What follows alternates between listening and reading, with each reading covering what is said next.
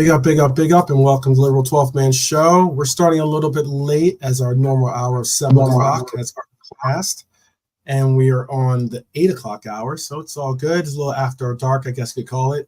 But glad to see that we still have some great people joining us today. I have Dara and Red J and some others in the chat right now. Obviously Dara is here with me in Arizona. So dealing with this another day in Arizona, I guess you could say, when it comes to like the weather and dealing with the heat and the likes. It's not 40 degrees Celsius, 37 degrees Celsius today. So, I guess that's a positive. But we are starting to get to a little bit cooler temperatures, hopefully here soon. How are you doing today, Irishman? Very well. How are you? Good. Just extremely dealing with a lot of different things on my plate. Definitely been a little bit of a hectic morning, but I was looking forward to getting definitely this episode in, and also just getting back to seeing my Reds brethren here and talking a little bit of football with you guys and gals. So just pretty good. Bunch of I guess you could say some interesting news that's been put out there. And why I say interesting is because it's news that we already pretty much knew, as in, we all knew that we saw Alisson go down in the game. Obviously, we knew he mentioned that he wasn't going to be going on and playing with the Brazilian team on international break.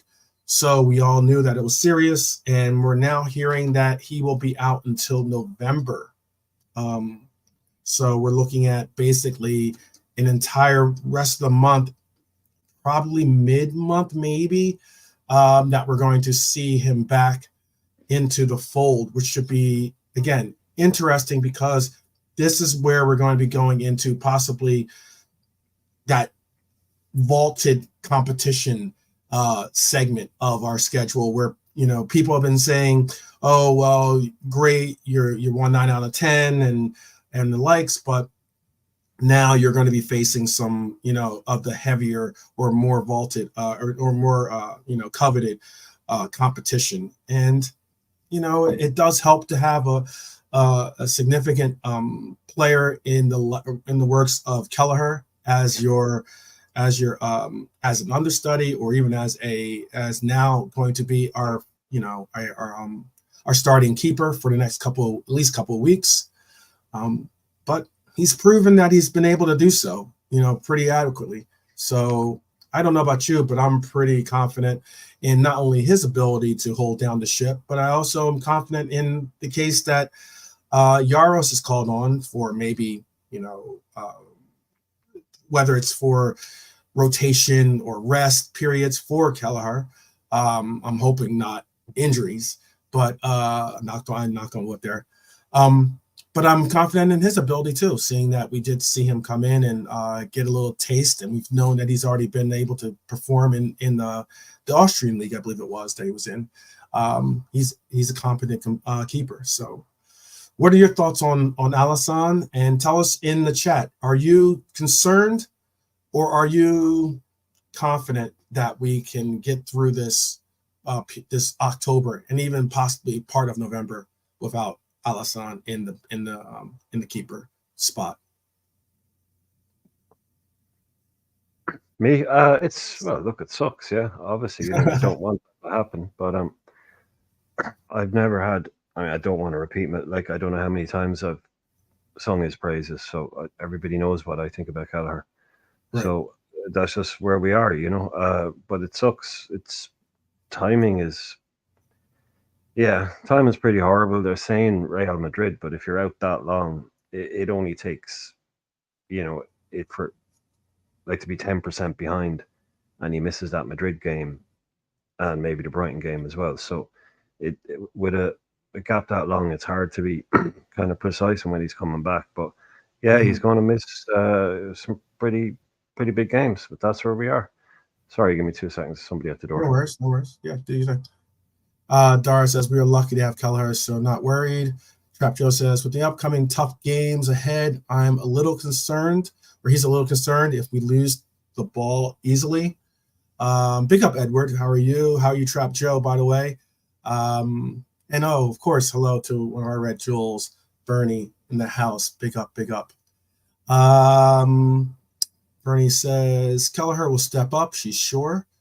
I think so too. I really do think so. I think that, these opportunities that he's getting, I'm sure he would have wanted to get them in a different way, in the sense of not because of injury, but when you are the second keeper and you're asked to step up, you have to do so. And he's done so, whether in cup matches. Well, cup matches are normally what he does play in, but cup matches, finals. We had a lengthy period with him, with Ali on the men's, where he was, I think, our keeper for about at least a month or so before. So, Right. no problem. So yeah, I believe Kelleher will be sufficient, and will actually, what I'm getting at is utilize this as an opportunity to solidify. I believe he's already solidified, but even more so, maybe highlight it, put an extra underline underneath there, that he is a worthy keeper for a starting position, whether with us, if not with another team. And I think that that's what this opportunity is going to afford him. And also not. Yeah, hope people don't jump down his throat if he makes a mistake as well. All keepers make mistakes, so if I can just see it now, first game in, his first dodgy touch or his first, misplaced pass or something like that, people are going to be all over him. So, yeah, it's just, if he does make a mistake, just you got to be cool with it. People need to be cool with it, Oh, there's gonna be plenty of every game. There's gonna be plenty of times, and big up to Philip, by the way. There's gonna be plenty of times that you're gonna hear, whether you're in a watch along, I don't know necessarily on the commentator, in the commentators, that on whatever broadcast you're watching, but more so watch alongs, or possibly at the pub or with your friends or family and the likes. You're going to hear someone say, "Oh, Ali would have made that save," or "Oh, Ali would have done this, or Ali would have done that." Let's just concentrate on what Kelleher is doing. That's what I would say. I mean, it is going to be something of a lot of pressure already on his back. We don't need to put any more of attention towards that as well.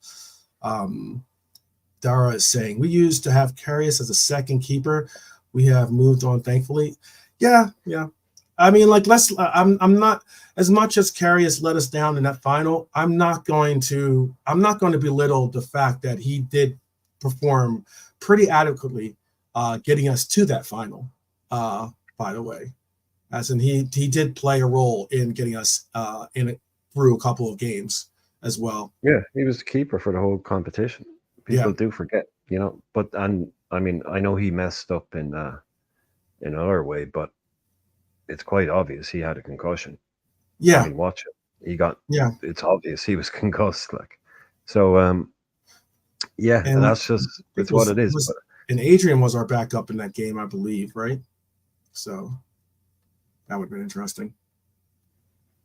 I believe it sounds about right. Yeah. Would it have been? Would have. Yeah, I reckon so. Yeah. So I mean, yeah. Yeah. So yeah. But yeah. I think that the final is what we look at. That's the reason I'm pointing that out there. That's why I know that sometimes he had insufficiencies in other ways, but at one point, he wasn't brilliant. He wasn't brilliant, but I'm saying at one point he was the second keeper, or the backup keeper for his national team. I mean, he was deemed to be the heir apparent to Neuer for Germany. So, but it is. Karius is gone, so let's just move on, right? I wasn't trying to get this into a Karius debate. But also he said, plus Yaros as a backup isn't too shabby. Bernie's saying that's spot on, I believe, as well. Yeah. Red is saying, Brian, you know, some of our so-called fans just love to pick on one player or another. You know what I said? Like the coinage that I used is that scapegoat FC. You will see it quite a bit, quite a bit. So yeah, I'm hoping that we can, like Brian said, I'm hoping not to be in a position where we find people trying to scapegoat Kelleher as to, oh, we're not doing this or that because of Kelleher this and Kelleher that. I don't have any time for that. But there is other things that are on. Ali's the Red saying Ali's the best goalie in the world, has made mistakes, some bad ones at that. Mistakes happen. That's the nature of football. That's true. Because I mean, like, let's be honest. You know, When there you're have in been. goal, Hmm? especially when you're in goal. Yeah, yeah, and unfortunately, that's sometimes the worst place to make the mistakes. Trust me, I know. I've been a goalkeeper in my life No, as well. no, So, that's what I'm saying. Like, I mean, you can have as a defender, 4 bad touches, or you can give the ball away once, but you make one mistake as a keeper, and it could be a goal. yep. So it's a tough place to be. So everybody has seen enough. I don't really. I wouldn't. I'd find it very strange if anybody was trying to go, "Oh, I don't know about this guy. I don't know if we can trust him." Yada yada yada. Because I mean, we've won Carling Cups with the guy. We've Mm-hmm. won plenty of games with the guy. So it's not like, oh, don't know much about him. We've seen lots of this guy, and we've seen him in proper games, Mm-hmm. played in Europe. So there's nothing we have to learn about him. We just know he's just not quite as good as Ali. That's all. That's the only. If he was, he'd be playing for us.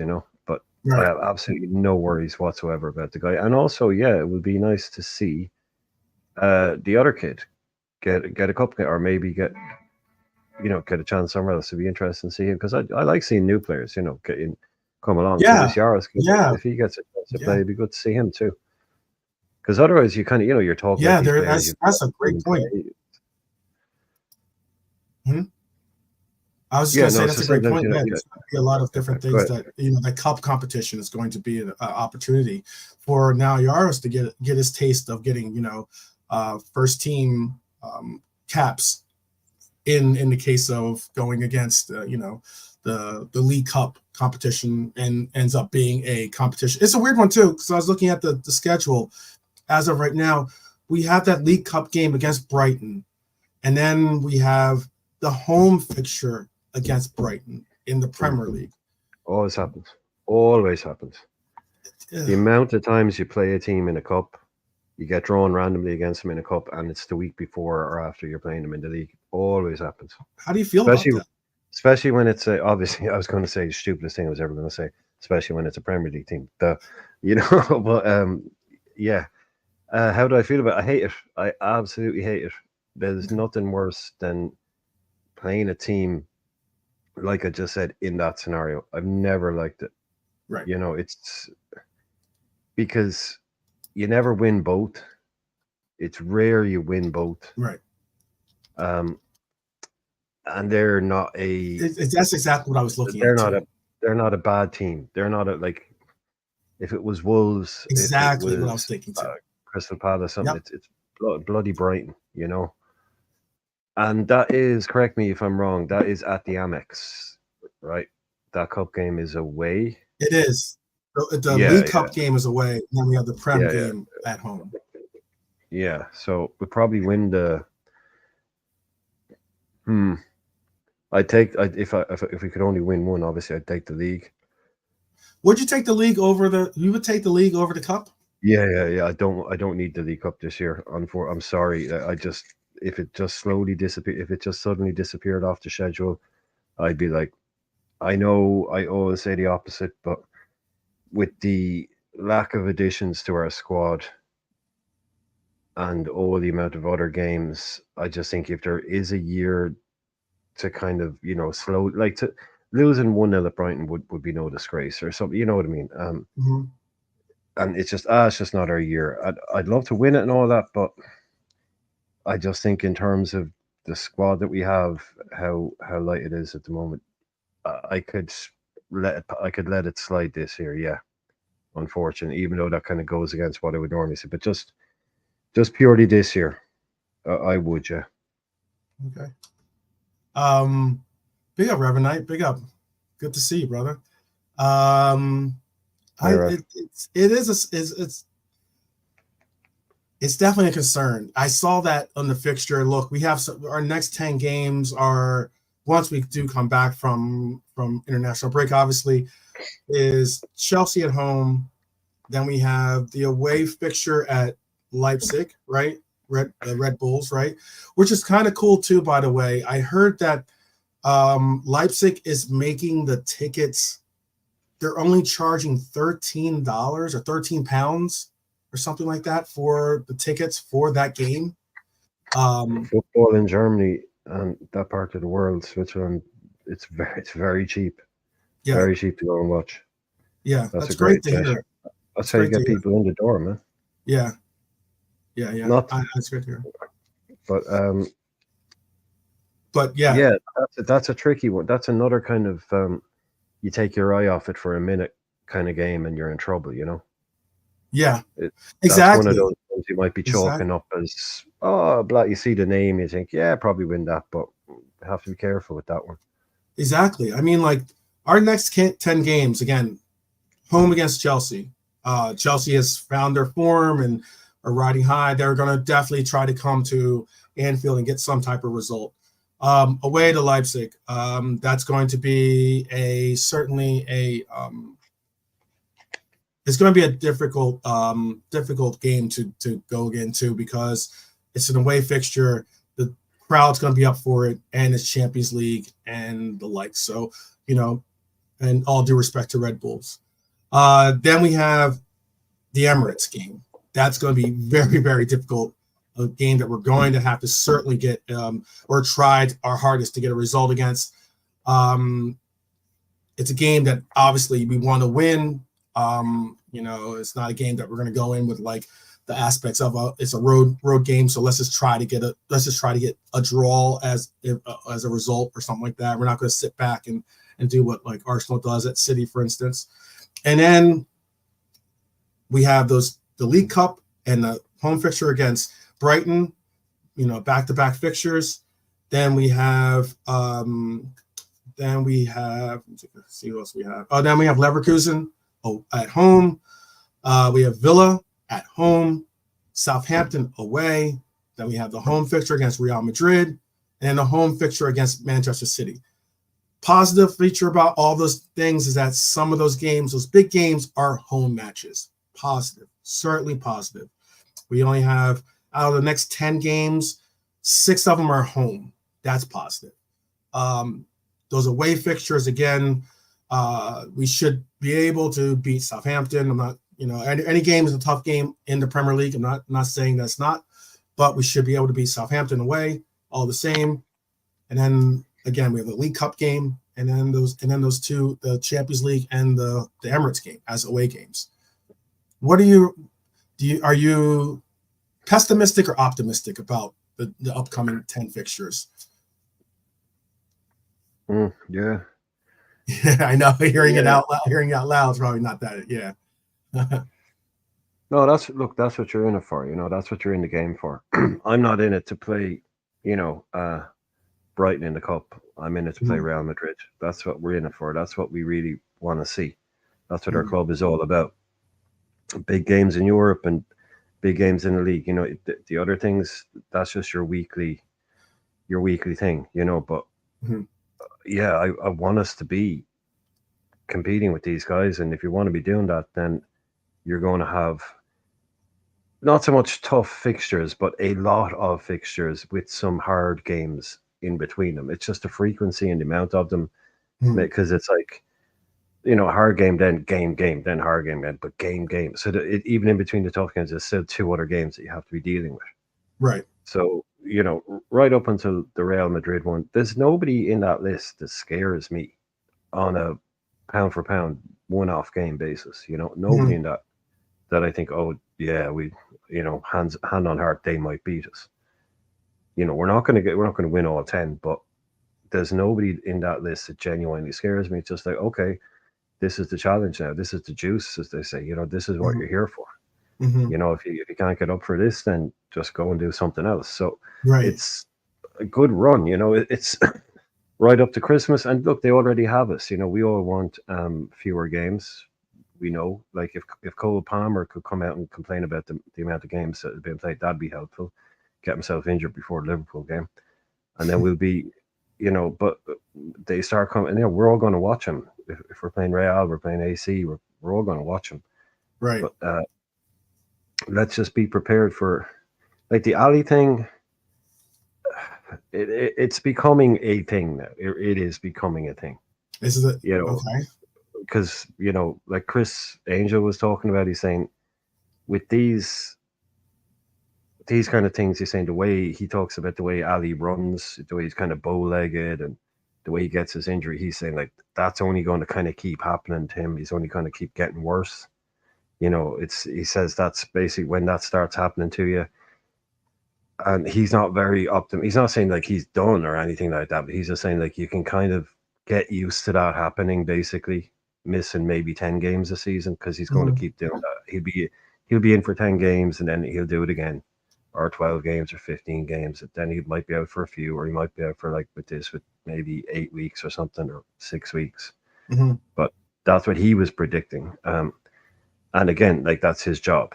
I mean, I'm only quoting it because literally that's his job, is that kind of stuff. So that's why we've got this Mama dude coming in. Mm-hmm. They haven't had a great start to the season, by the way. Valencia, they've had a shocking start to the season.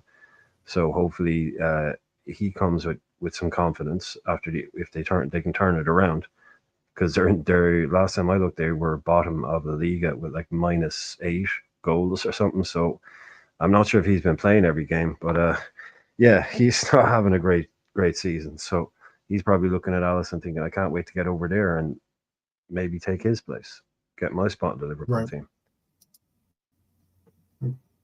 Right. Yeah, there's I'm trying to look at some of the comments from the chat here. They're chiming in. A lot of people do agree with what you have to say. Let's see something else.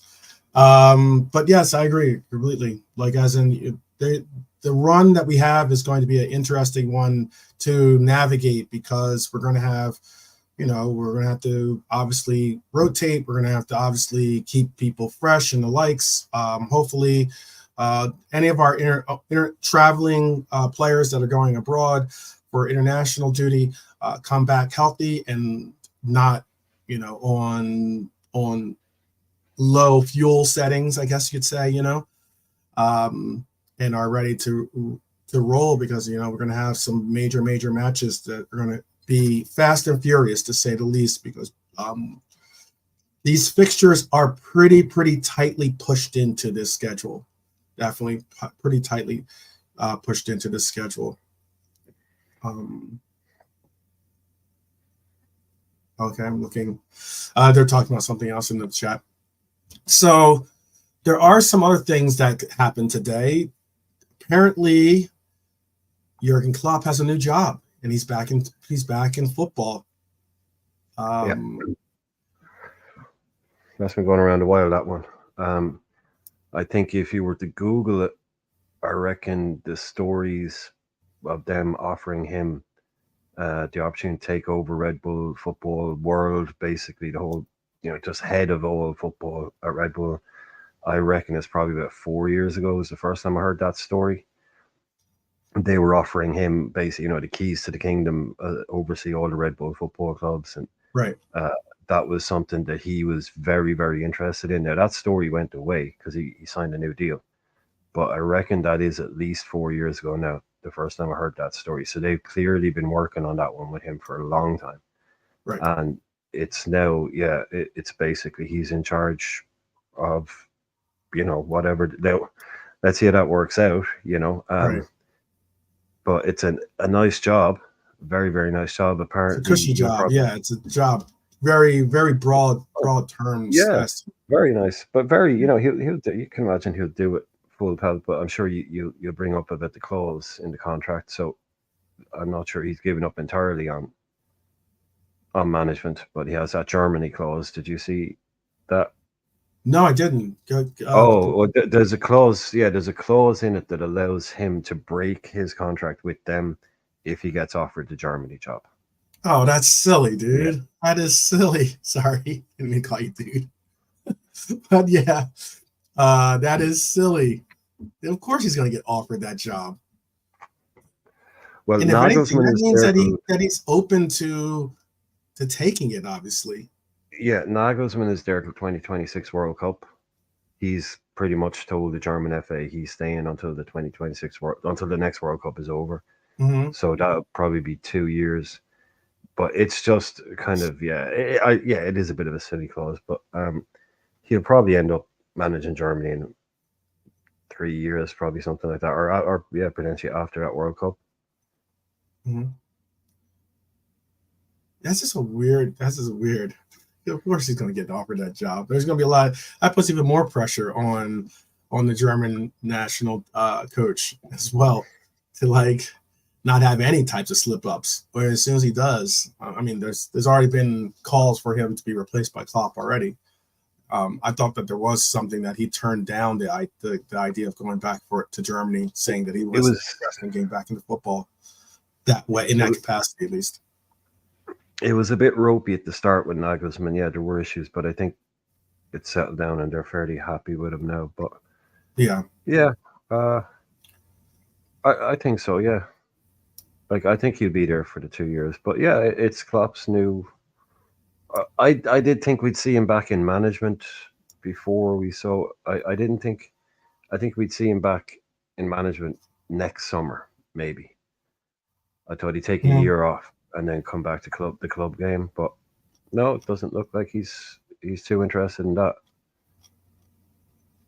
Yep. He's got a nice one there. I mean, he could retire now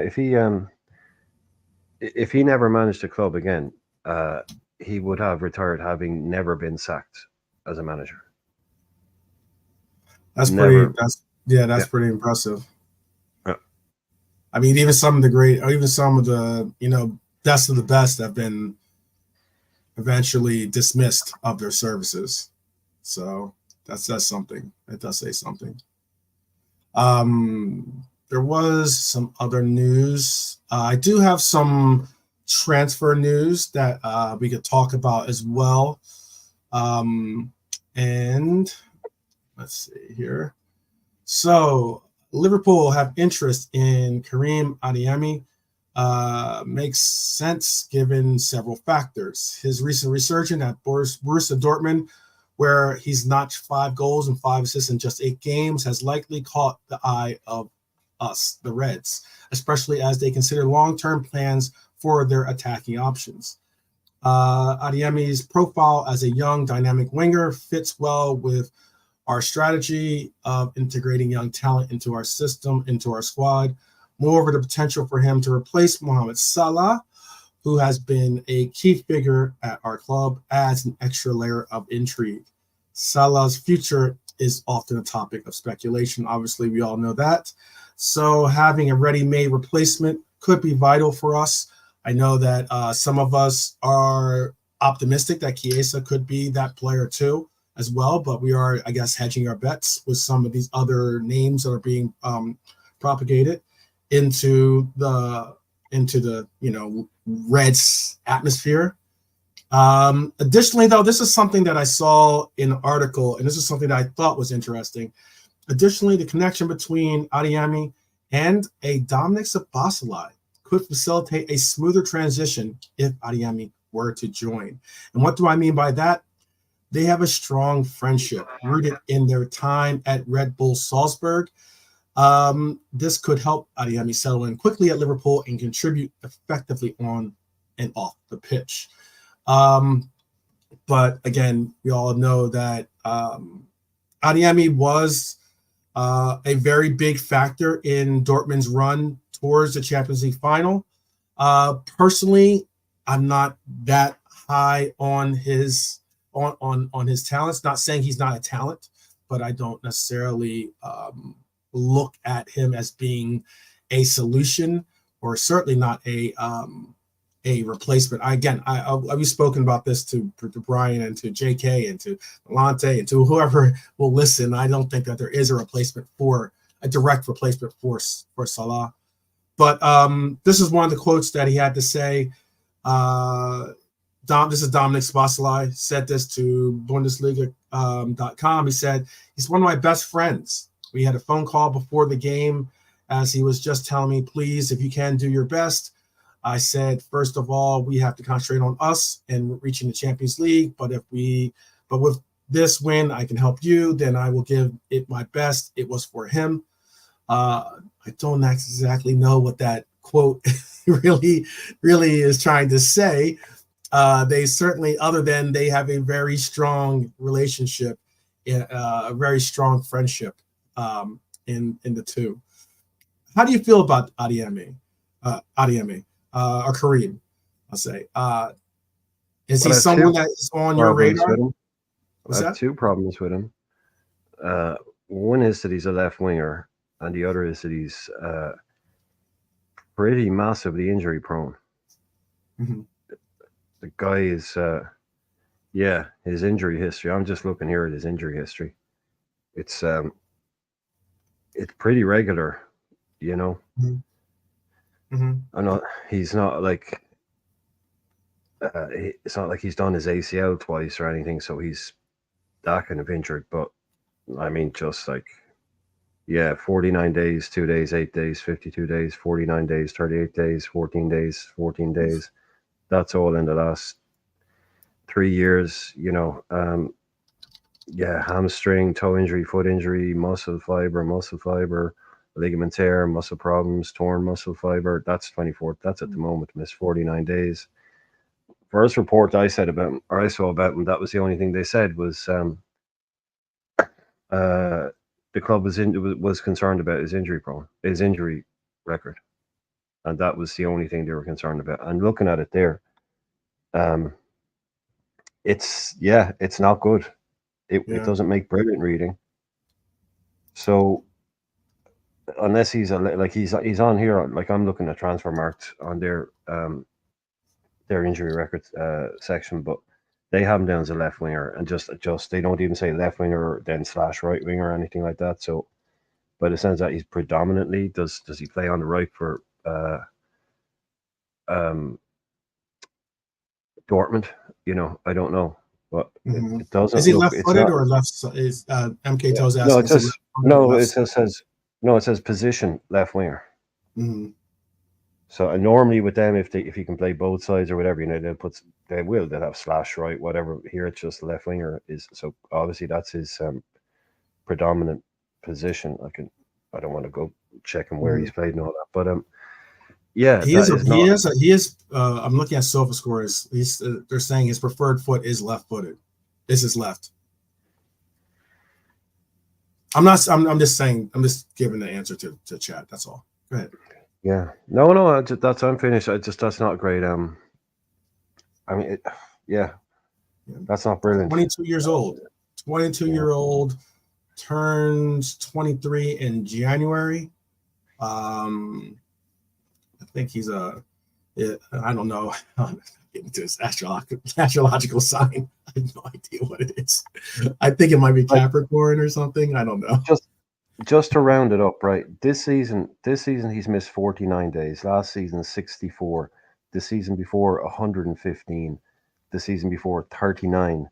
And that equates to this season he's missed 8 games. Last season he missed 10 games. Season before that he missed 15 games. Season before that he missed 13 games. So it's clearly a guy who has problems staying fit. So that would affect the price in a big way. I would not be going out and paying 80 million for this kid. You know, again, look, they can all turn it around, but that to me kind of spells danger. So,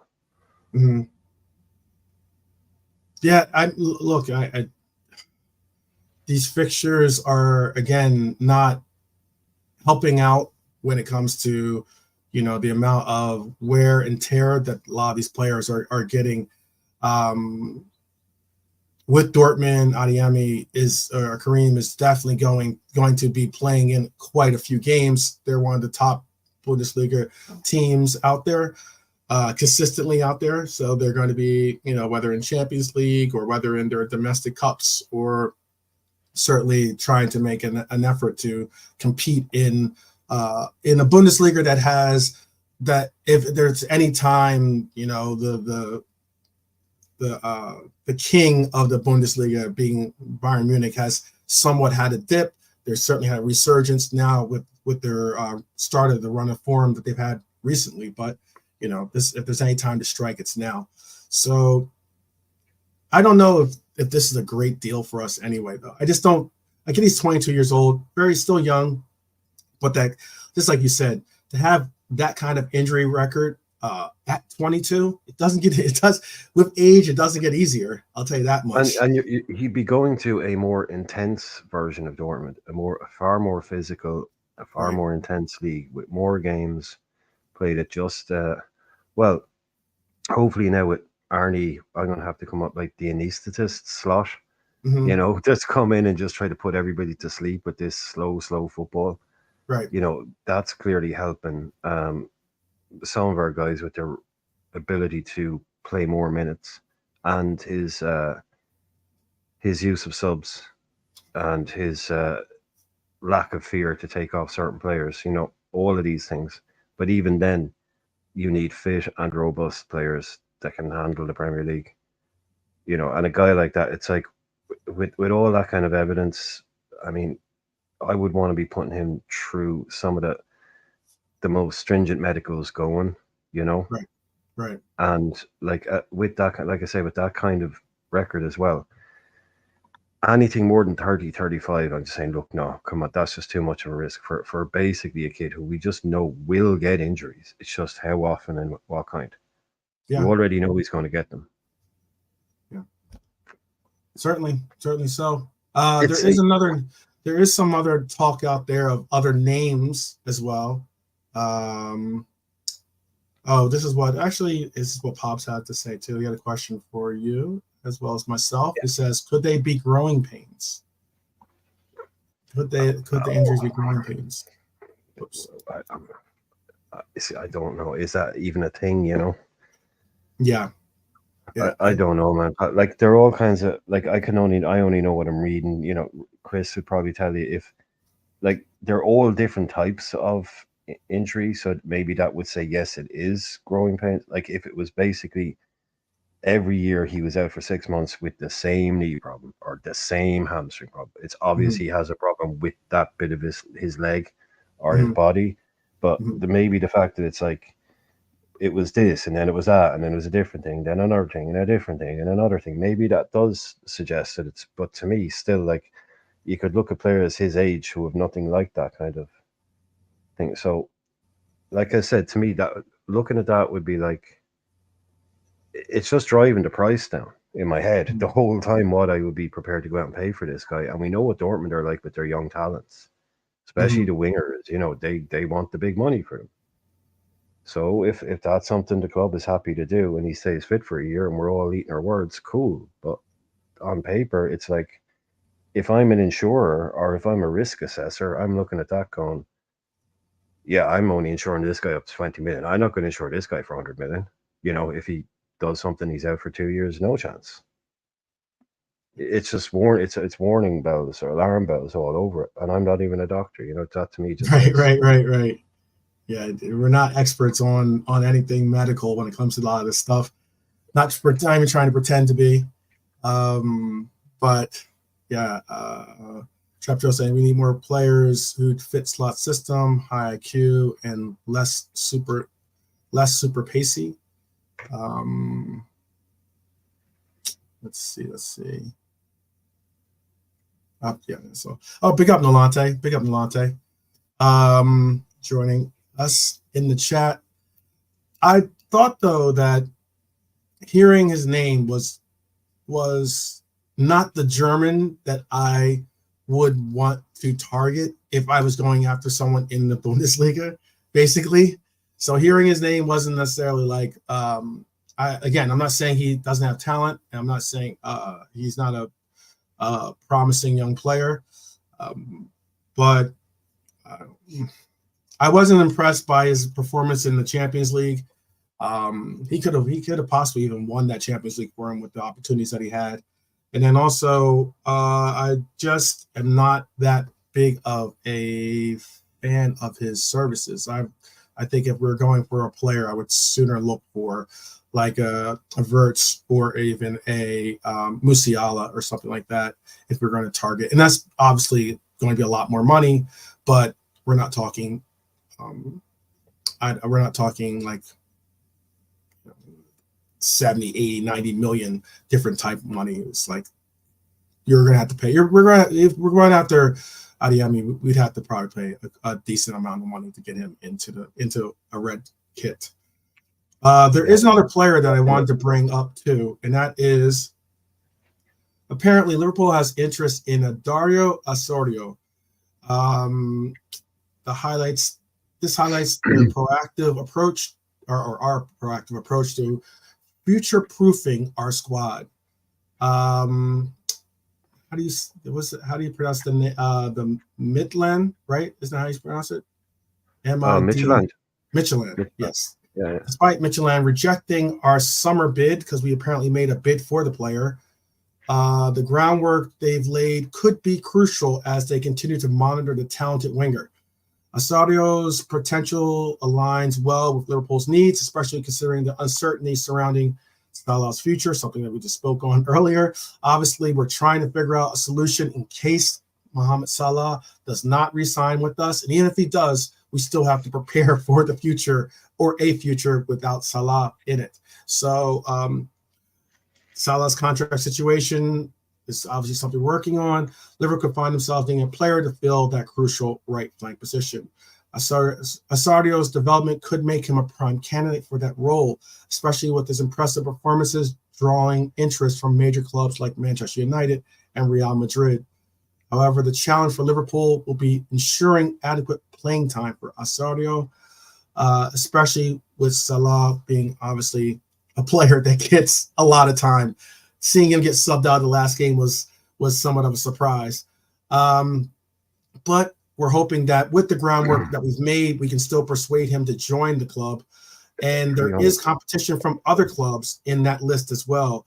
Obviously, the January window is something that January window is going to be interesting this year because last year, January window did not resemble the January windows of previous years. It was relatively quiet, and there were very few big name deals that got accomplished in the window. I know that some of the teams that are going for this winger is Manchester United are a team that are looking to possibly throw their hat into it, and also Real Madrid are both two teams that are interested in going for Dario Osorio. Do you have any ideas or opinions on this player?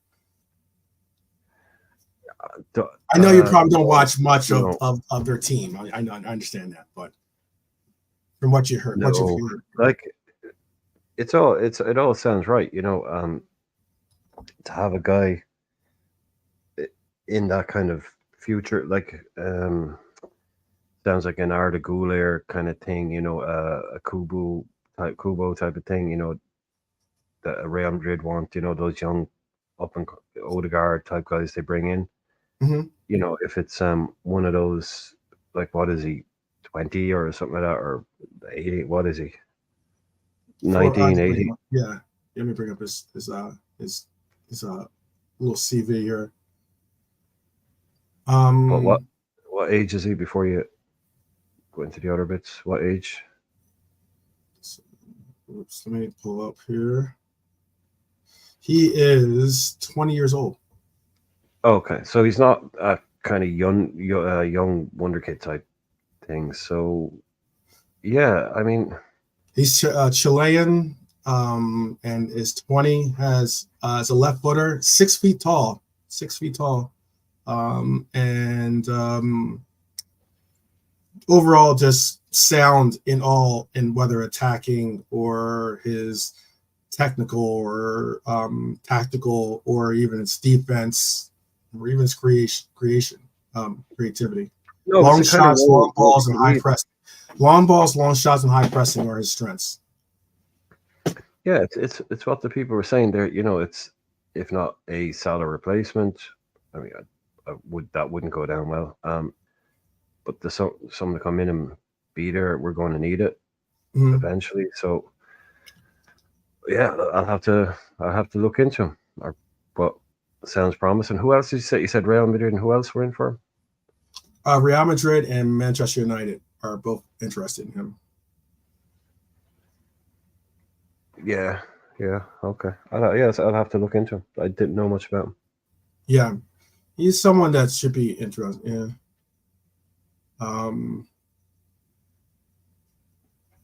I was looking to see if the chat has something to say. No, they're just arguing about whether, well, not arguing, they're debating whether Gordon is better than Bowen. Just my own personal shout on that. I take Bowen all day long, especially after Wright. I don't want Gordon at the club. You know, he's going in that 11. You know, the punchable 11. But yeah, I think Bowen is not the world's greatest player by any means, but he's a proven Premier League goal scorer at a lower level. He can score goals in that poor West Ham team. So he's probably one of those guys. If you put him in a Liverpool team, not saying I'd buy him, but I would put him.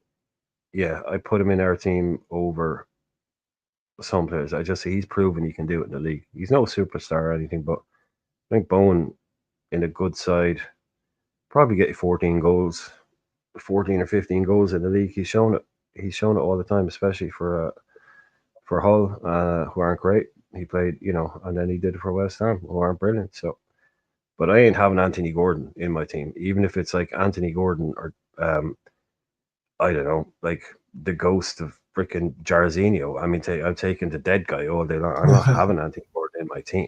You know, I'm just not having it. I don't care. I wouldn't care how good he was. Right. No chance. Little shit. Oh wow. Okay. There are definitely the other report I am seeing being populated is apparently we are about to prepare an offer. Obviously, prepare an offer, or at least prepare some type of works of an offer to get the pathway towards a deal getting done for January, and that is on the likes of Tuchemeni. Tuchemeni is someone that apparently is on the block for Real Madrid as a player that they are willing to possibly depart from after paying, after really putting a lot of investment in him. Initially, we were a team that were interested in him as well. He chose Real Madrid. I don't want to say over us, but I guess you could say, for lack of a better word, yes, he did choose, despite our efforts to bring him in. And is he a player that really makes you say you would break the bank for him? They're looking for probably around 65 to 75 million pounds for him. Is he a player that is someone that you'd say, yeah, drop 75 million pounds for him? Why would they sell him? Out there. Why would they sell him? I don't get that. But if they why did would they? Want to sell him, because he's right. Is that yeah? No. What are they saying? Why? Why would they? Is there a reason? Are they saying why Madrid want to sell him? Is there? They're saying they're not saying as to why he's fallen out of favor. Yeah, it's not like he's fallen out of favor with them or this or that. I just think that that's just the reports, is that he's on block. I will admit that that's the reason why when I heard that he was on the block or that he was someone that Real Madrid was looking or possibly interested in moving on from, or makes me a little hesitant, because Real Madrid is a team that normally does not get rid of, especially their younger talent. Your Casemiros and your Varans, that's one thing, but to get rid of a younger talent gave me a little pause to say, okay, what's going on with this player? KJ is saying that the Madrid fans are saying it's a really good injury. Question. Yeah, KJ is saying there that the Madrid fans are saying there's injury concerns. So, yeah, that would be that's the first when the first thing about that is like when you say it, I'm not even thinking about whether we'd buy him or not. The first thing I want to think about is why are they selling him? Because they paid a lot of money for him and he is a world-class player. So what's going on there? They paid more than 65 for him, so you shouldn't be to be able to get him for that.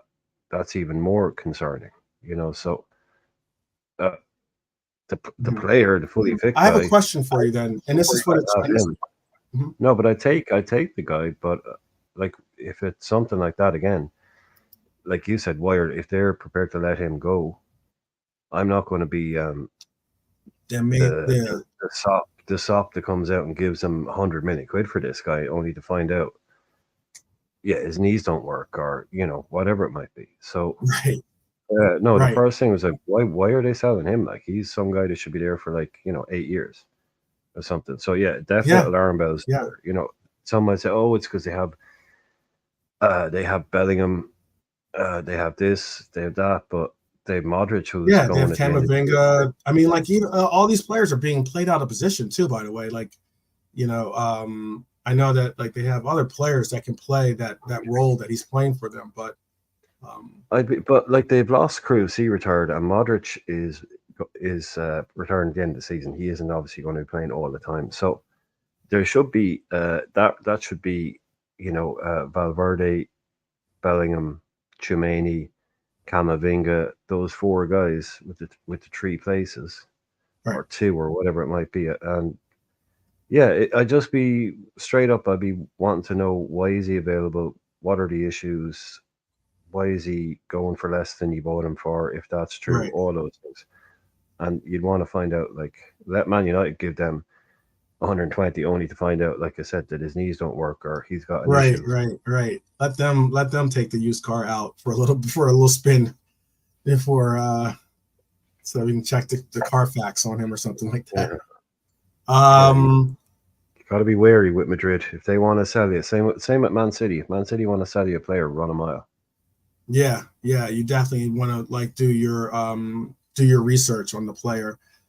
How about this then? And this is for the chat too. Please tell us we could say put a 1 or put a yes or put a no. Simple as that. You don't put 1 or 2. 1 if you want to put yes, 2 if you want to put no, but you can put yes or no. With the circumstances of Trent Alexander-Arnold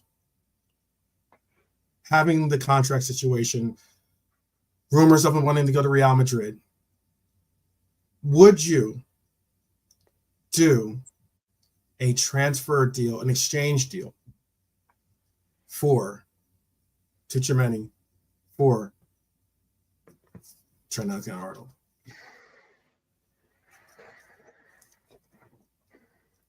Would you do that deal? If you knew that obviously Trent's got to sign off on that deal too. So if he signs off on it, that means that he wants to obviously go there too as well. I know Marion's gonna be like, she'll do that deal. I know. But yes, tell me, would you do a straight swap deal for Tchouaméni and Trent? Brian, would you do that deal? No. If the alternative is him walking on a free at the end of the year and going to Real Madrid anyway. Well, let's pretend that they would value them the same, which they wouldn't. But even if they did, I wouldn't like Trent was pretty much on a free in January. Just has to wait 6 months. But even if they were prepared to do that deal, uh, no, no, Trent could be the difference in not the difference, but one of the key players in a run to a league this season. You know, so I wouldn't take him out to replace him with something. No, I wouldn't do that. No. Okay, I'm Don't gonna repeat the. Oh, I'm sorry, I was gonna repeat the question. There's a couple. Trap Joe just asked me to repeat the question. So, hypothetically speaking, Trent Alexander-Arnold has made his intentions to not sign a new deal. He's just going to ride out the deal to the end of. He's going to ride out the deal to the end of his contract, and he's going to go to Real Madrid. But there is an offer being made for an exchange deal of Trent Alexander-Arnold for Tchouaméni. Would you make that deal to at least get something in return? Either obviously you're not going to get some with 1 year left on his deal and no extension and the likes, because Tchouaméni is on a 4-year deal. He still has 4 years remaining on his deal, by the way, making £200,000. I already did the exchange or did the conversion. He's making £2,001 a week. So would you exchange Trent Alexander-Arnold for Tchouaméni? If it meant you at least Liverpool getting something out of the deal and not seeing Trent just leave on a free. That's my question. Got a bunch of people in the chat. Definitely, I'm sure a bunch of people with some you know. Well, what you could do is if Trent is going to leave on a free, right, and if for some reason they were prepared to give us a Tchouaméni with 4 years left on his deal, which they never would, but let's just say they did. Sorry. You could take Tchouaméni and then just sell him in the summer.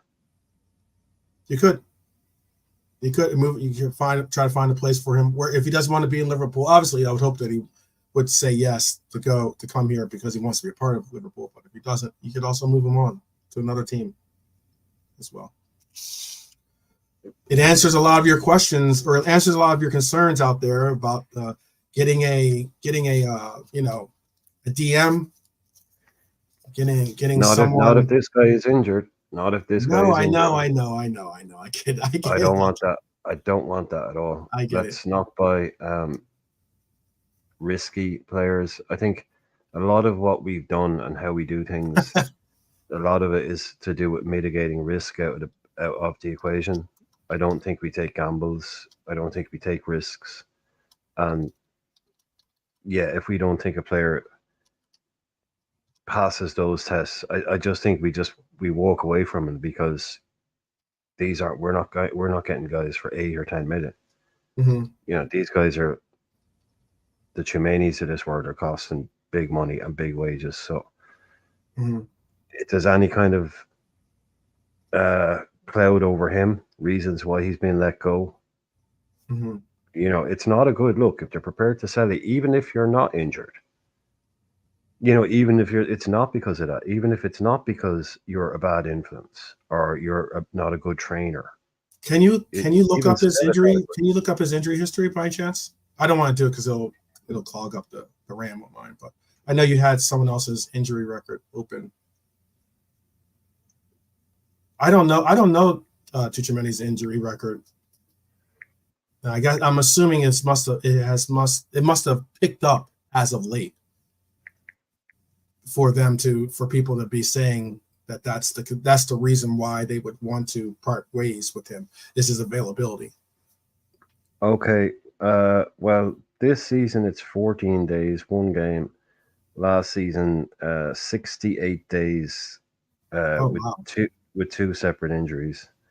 That was 16 games.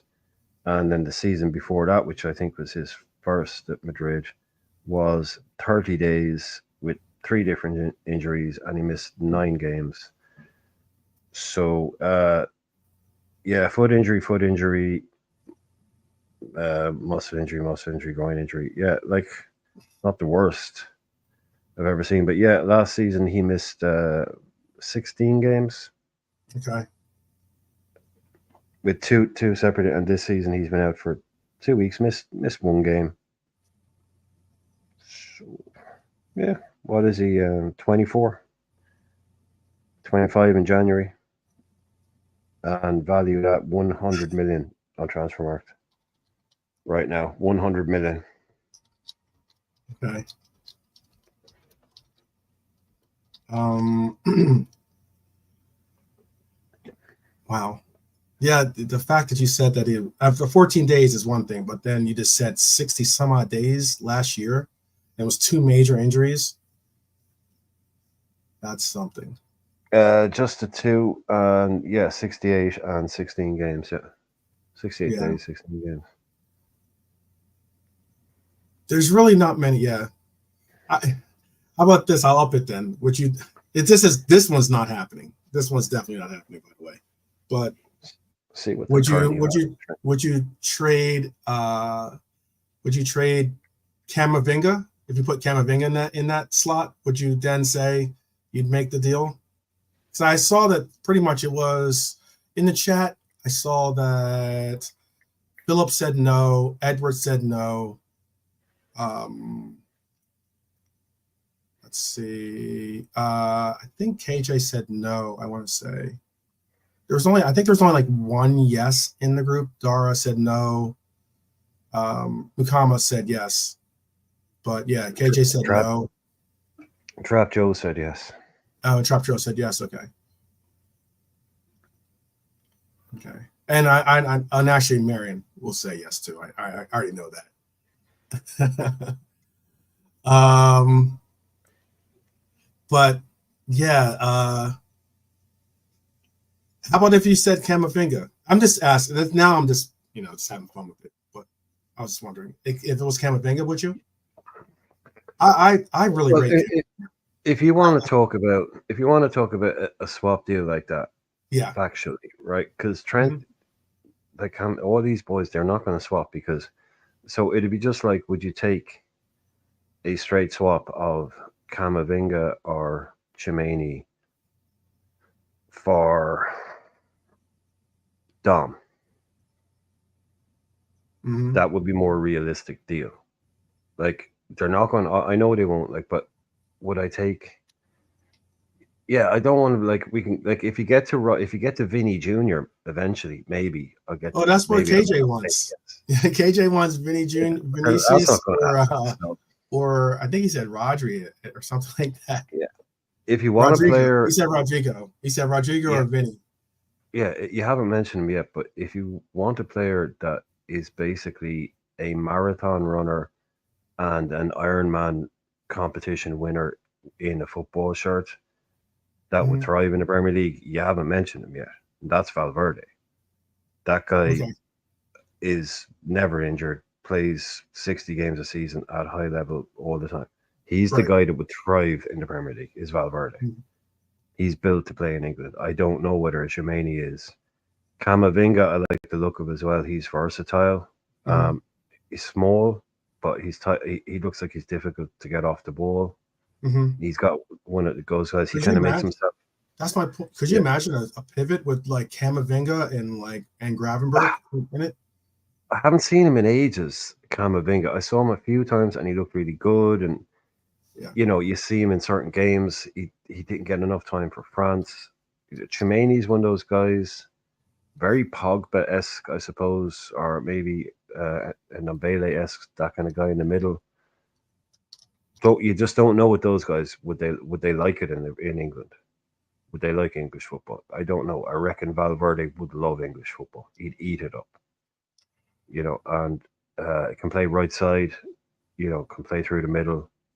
Uruguayan got all that energy, all that enthusiasm. So he's the one I'd be all over. But we went for him. We did. I know for a fact we went for him, and I also know for a fact it was reported as fact or Valverde, you mean, right? That we went, but that we went from, as soon as we missed out, so to speak, on Bellingham, we offered them 100 million for Valverde. Now, no one talks about that because they don't want to talk about FSG putting up money. Right.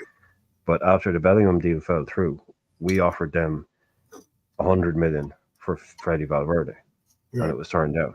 Now, some people say, "Oh, PR move." Okay, whatever. But we went for him, and he would be like, you talk about like a better version of Jordan Henderson, basically. You know, run all day, up and down, but he can pass, he can shoot, he's got quality. You know, you don't get into that Madrid team for Ancelotti if you don't. So he's the one that I would target. The others are kind of out of our reach. Valverde on £268,000 a week, and is also on a 5-year deal. Oh, we ain't getting him. But if you're asking me for my fantasy player, I'm just telling. Yeah, I'm just giving. Yeah, he's the guy I'm taking. Yeah, he's the guy I'm taking. We ain't getting him. No chance. Maybe like in 2 years' time, he wants to move, kind of thing. You might pick him up for 50, kind of thing, when he's available. But he's somebody we should be always keeping an eye on. Like, I was just going to go back to the other thing. Do you not think these kind of Liverpool Dortmund links might be a bit, lazy now at the moment? Oh, I don't know. Absolutely. Yeah, it seems to be kind of, lad, sorry, but Klopp's gone. You do know Klopp's gone, right? Right. Absolutely. It seems a bit of the journals. But that connection still exists. So journals are always going to they're going to utilize it. The agents are going to utilize those, those former links as well when trying to get, stories populated in the cipher. But can someone please tell me how many players have we signed from Dortmund? I think we signed. I'll put it this way: it's more likely we signed someone from RB, from Red Bull, than it is Dortmund. Every week, especially now. Hey, especially now that Jurgen's a part of that group. You got Pep Linders, you got Jurgen Klopp, all part of the RB family. Oh no, Jacob, I'm not saying this one. I'm just saying in terms of the overall, it's a bit like lazy, because like we never bought any. Every month something to come out. Oh, Liverpool plus player plus Dortmund plus Klopp's links with Dortmund. They'd always be coming out. Mm-hmm. But we never. Now I know. Yeah, if you say, people will tell you we wanted Pulisic. We probably wanted maybe one or two other players, but we never actually went. Interesting, you just said that name, by the way. No, but I'm just saying, like, all this talk about Klopp Dortmund. We never. Do you realize that Pulisic's back in there? I did see an article that we are back in consideration of bringing Pulisic to Liverpool. Yeah, but yeah, I just wanted that. The point I'm trying to make is, who did we buy from Dortmund under Klopp? Yeah. To KJ, that's what I'm saying. Like, who did we buy directly from Dortmund under Klopp? Nobody. No one. But every month, every 6 months, it was just the easiest link into work for all these papers. Okay. But no, I'll just finish up. That's what I'm trying to finish up. That's what it was so easy. That's what I'm saying. It was lazy, KJ. That's what I meant by lazy. It was always, it's like, oh, let's put these two and two together and add in the Klopp has links at Dortmund, and everybody go, oh, that makes sense, yeah. But how many times that ever happened? Never happened. Never ever happened. So no, I get that. Yeah. That's with Klopp having interest in some of the players. We did. We did, definitely. But he never let them pull the trigger. Some players, and it just never. They just never got on the same page to bring any of those players in. But they kind of make it out like he could go and pull the trigger. Like, I get the deal done to bring to Liverpool. No, it never happened. Yep. Yeah, there were names on that list that, Jurgen Klopp was very much in favor of bringing in, and it just never happened. It just never happened. KJ saying, all I'm saying, Brian, is some of the players that have been at Dortmund, we have actually been scouting from before they joined Dortmund. Apart from that, he does agree with you. Oh yeah, I'm just like lamenting journalists. The way it's Mhm. like, oh, he plays for Dortmund, it's Klopp, so oh yeah, Liverpool must be signing him. It's like, come on, man, Right, that's shit. right. You have to do it a little Absolutely. harder. It can't be just that. Like, Yeah. And Lante's right about that. He says due to like Edwards or Hunter, etc., um, convinced him otherwise of going after those players. Because I know that like we were before we got Salah. We were going to go. I think it was what you wanted Brandt, right? You want Julian Brandt? he Wasn't that the that's player? the big story. Yeah, that he Yeah, was the Klopp guy that that was the and it player. kind of came down to a head, and it was the one time where it was really kind of it came to a head kind of thing Right. where no, we're going to go with the boys here on this one, Jurgen, Mhm. kind of thing. Um, and it worked out because it's a good one to tell because it's a good success story. It works out. But it's just like I said at the time. Look back at all these guys, right? Werner, I know he wasn't at Dortmund, but he was a German player that we were in for. Failed in Mhm. England and is back now, failing in England again, right? Pulisic did okay first season, didn't work out for him in England. Jadon Sancho, absolute disaster at Manchester United. There's probably one or two others that I've forgotten about that were all a big noise in Germany and came to England and it hasn't worked out for them. We went for Salah, we went for Mane, we went for Firmino, different types of players. So I think not, you know, uh, what's the phrase? A bullet missed. I've Mhm. forgotten Mhm. the phrase. Mhm. Um, but maybe they would have done. I always maintained that Werner would have been good at Mhm. Liverpool. The only one that I think is still shown, and I'm not sure if you're interested in That's him, true. is It's Pop's trying to make the. yeah, he did want Mane. But the only thing I will say, and I've said it from day one, and I've said this from day one, dodge the bullet. That's the phrase. Thanks, Pops. Mhm. Um, Yeah, dodge the I've said bullet. from Yeah. day yeah, I've said from day one, Kai Havertz is a world class player. I think he's a world class footballer. I said it from day one. I said it. He went to the wrong club at Chelsea. He was played out of position, and all What of is those his things. position? What is his Exactly, position? exactly. Well, that's a whole other conversation. But then Mhm. he comes into a team and he does that. I still think, and he's shown it now, and he's shown towards the end of last season. He is. I think Havertz is a world class footballer, and he again people don't like him or whatever, but uh, I think he's brilliant. I think he's showing it now. He's one I think I would love to us to have gone and gotten. He would have been. Yeah, KJ or Jake. Sorry, Nilante is saying Sancho would have been great under Klopp. Yeah, maybe. I don't Maybe. know. But I Yeah. think Werner probably is one that when it's going that far back because we were more heavy metal football back then. Werner probably. I think Werner was just one of those guys that just needed to come in and score in his first two games, and he would have been Mhm. flying. He would have been fine, but I just think he came in and his confidence just got shot to pieces. But you never know. It's all Yeah. speculation. No. Yeah, and what Lante's saying about Werner, not because we were heavily linked to him as well at that time. I thought we were going to end up getting Havertz and Werner as two of the Germans, solution providers for us. But I'm glad that we didn't consider it. But you never know. I guess you're right about those sliding door circumstances where maybe under a different coach, under a different foundation, a player blooms a different way than he does with a different organization. I think that you could say this. You could say for Sancho, for instance, Sancho was good at Dortmund. Um, Certainly not so for Manchester United, and now he's having a somewhat resurgence. Right now with Chelsea. So there's things that happen with players that you'd be surprised to see. I Uh, think he fell out with United basically 5 minutes after he got there, by the sounds of it. I think the structure of the club is just something again. Sancho just from day one, it seemed like this guy was like, nah, fuck this place.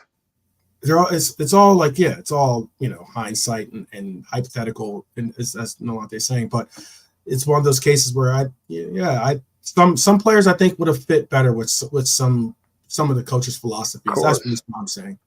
Oh no, the right player, right club, right. Like I just say, in 2 years' time, the conversation around Kai Havertz is going to be very different than the one that's happening now.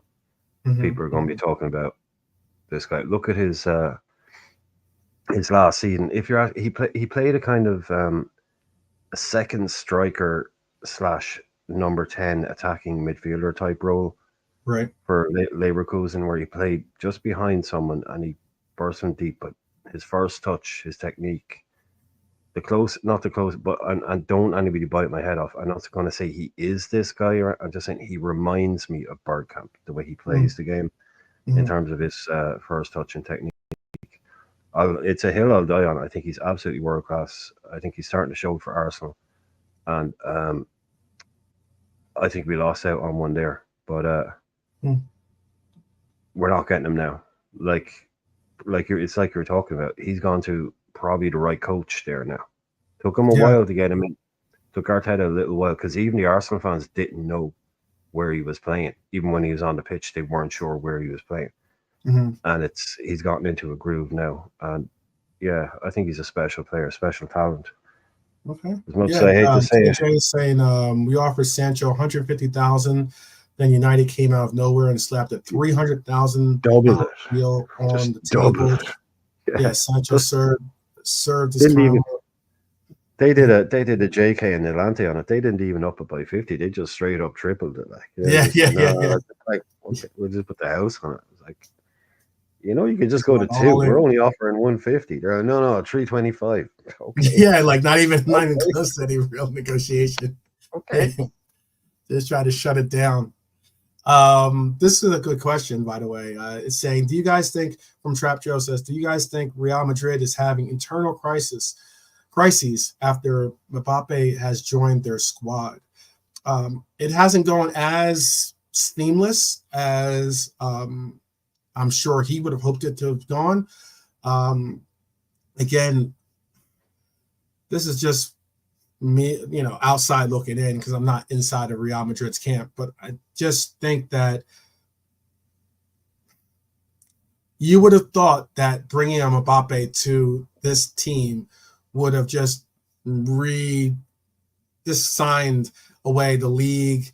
They could have just, mailed in the Champions League and just, give them a wake up call when it's time to go play the final.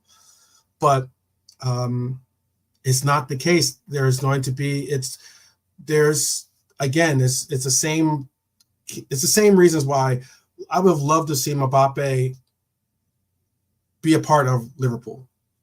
But one reason why, and it relates to what we were just speaking on, if we were to bring Mbappe we would have brought Mbappe to a Klopp run team, I think that Mbappe might have done the things that Klopp asked for simply because of Klopp's stature and maybe his approach to getting players to buy into his system. Ancelotti certainly has the ability to do the same. He has a lot of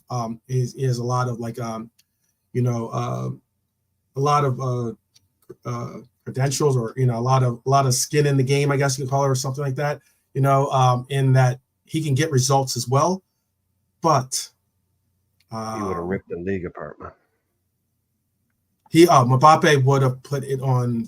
We would have seen Mbappe would have been on the same way Holland came into the league. Mbappe would have came into the Premier League on some different settings, I think, as well. We'd have one more. We'd probably have an extra title. Yeah, possibly.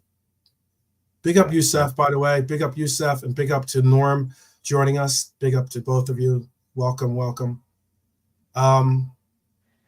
Yeah, like you're talking about that. If you have and hi Norm and Edward and everybody else. Youssef. Yep. There. Youssef with the serious shade there. I just call him a fancy Aaron Lennon or something like that. Fancy Aaron Lennon. Yeah. That's funny. See, this is Real Madrid. You know, it's basically it's only one edition away from being Real Housewives of New Jersey. You know, you've got a lot of egos Yeah, locked up in a room. You're asking for drama. You're yeah. only one like these. You've got some of the most highly paid, highly decorated, you know, talented, all of that in the same room. Yep. You know, that's why Ancelotti works there because he Hmm. just walks in and it's he's the perfect manager for that kind of thing. You know, he can talk about medals on the table. He needs two tables. You know, Hmm. one for his player medals and one for his manager medals. So you know he can do that job. As Zidane can do that job. But yeah, that's pretty much some of these guys will say to you if you distill it down, that Real Madrid job is basically keeping 22 young men who are always just even if they're not football young men, okay, with a lot opinionated, but Right. these guys This are is, yeah. well Don't get into paid. the YMCA song or something like that. Go ahead. No, but you know, but a bunch of young guys, you know, they're all gonna, you know, they're all gonna have strong opinions. They're all gonna be, you know, alpha males. They're all highly paid. So it's all about the main thing is keep if you keep all of those guys happy, and you know, getting along together and get them out on the pitch, you're going to win more often than not because they're most of them are the best in the world. So that really is the job at Madrid is keeping the whole shit together because it only takes two things to burn the whole thing down. Like, yeah, you keep adding the best players in the world. That's great. But you're also adding another huge ego and another guy who expects to be on the pitch and expects to start and expects all the attention. You know, Vinny is going to win the Ballon d'Or this year, not Mbappe. Mhm. You know, they've now got Endrick, who's a kid, so that's cool. You know, he'll be okay for a while. But you've got big egos all over the pitch, and every year and in the boardroom, by the way, No, and you in the do. press room.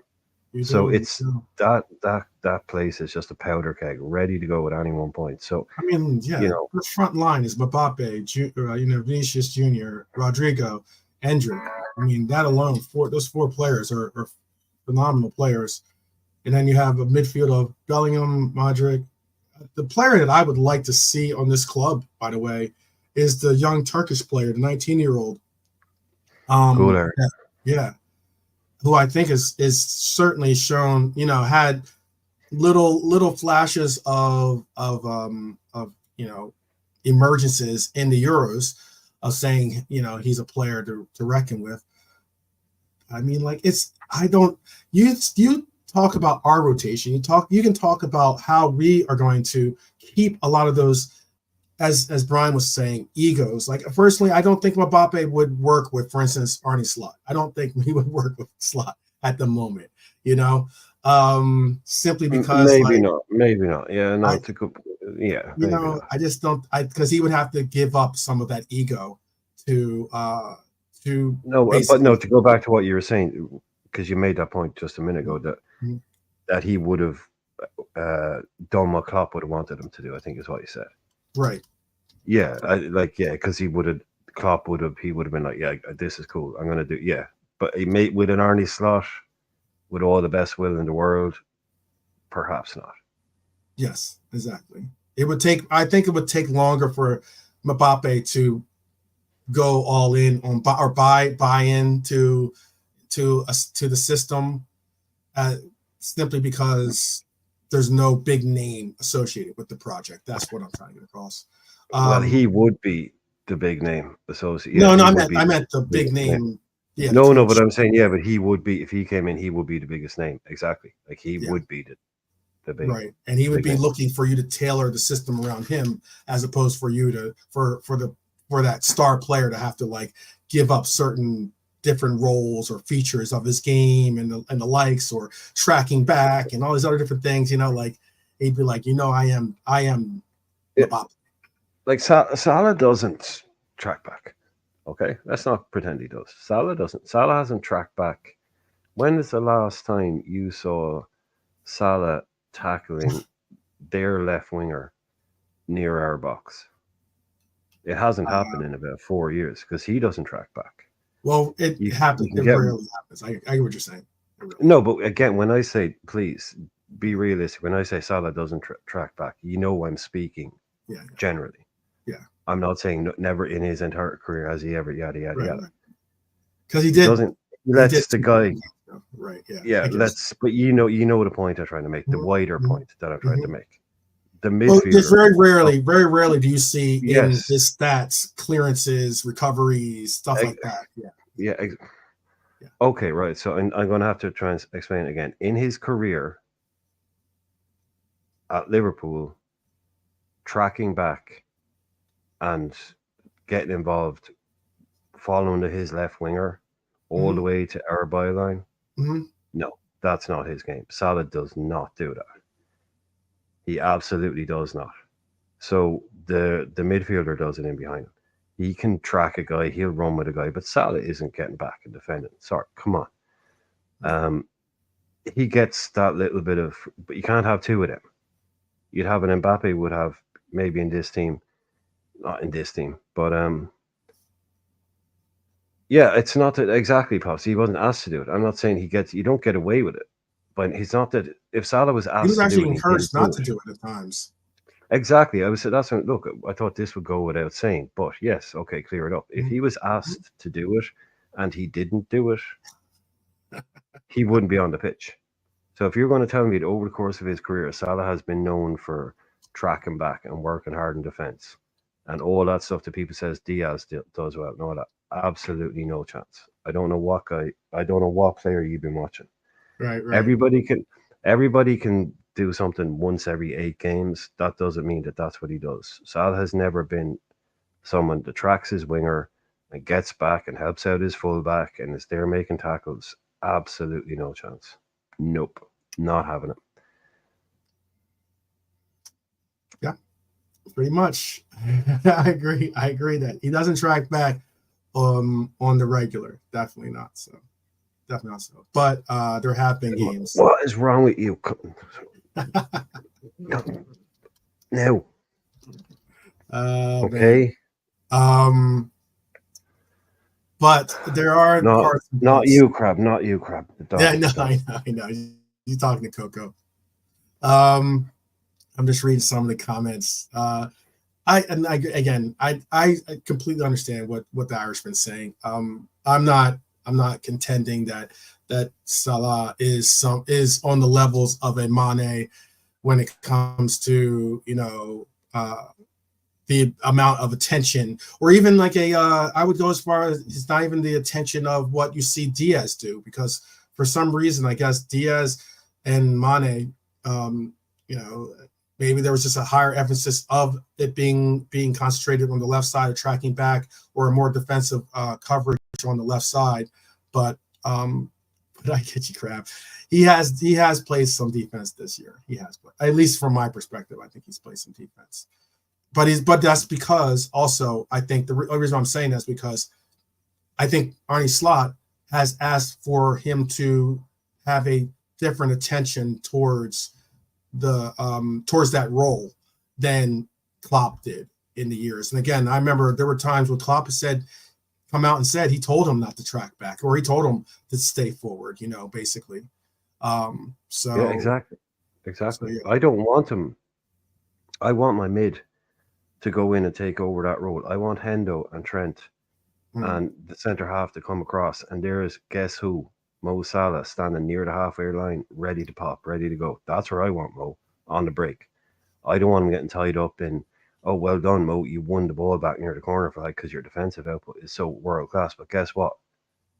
There's no one to pass. We want to hit people on the break now. I want you standing near the halfway line in space, because that's how he scores goals. It's his job to score goals.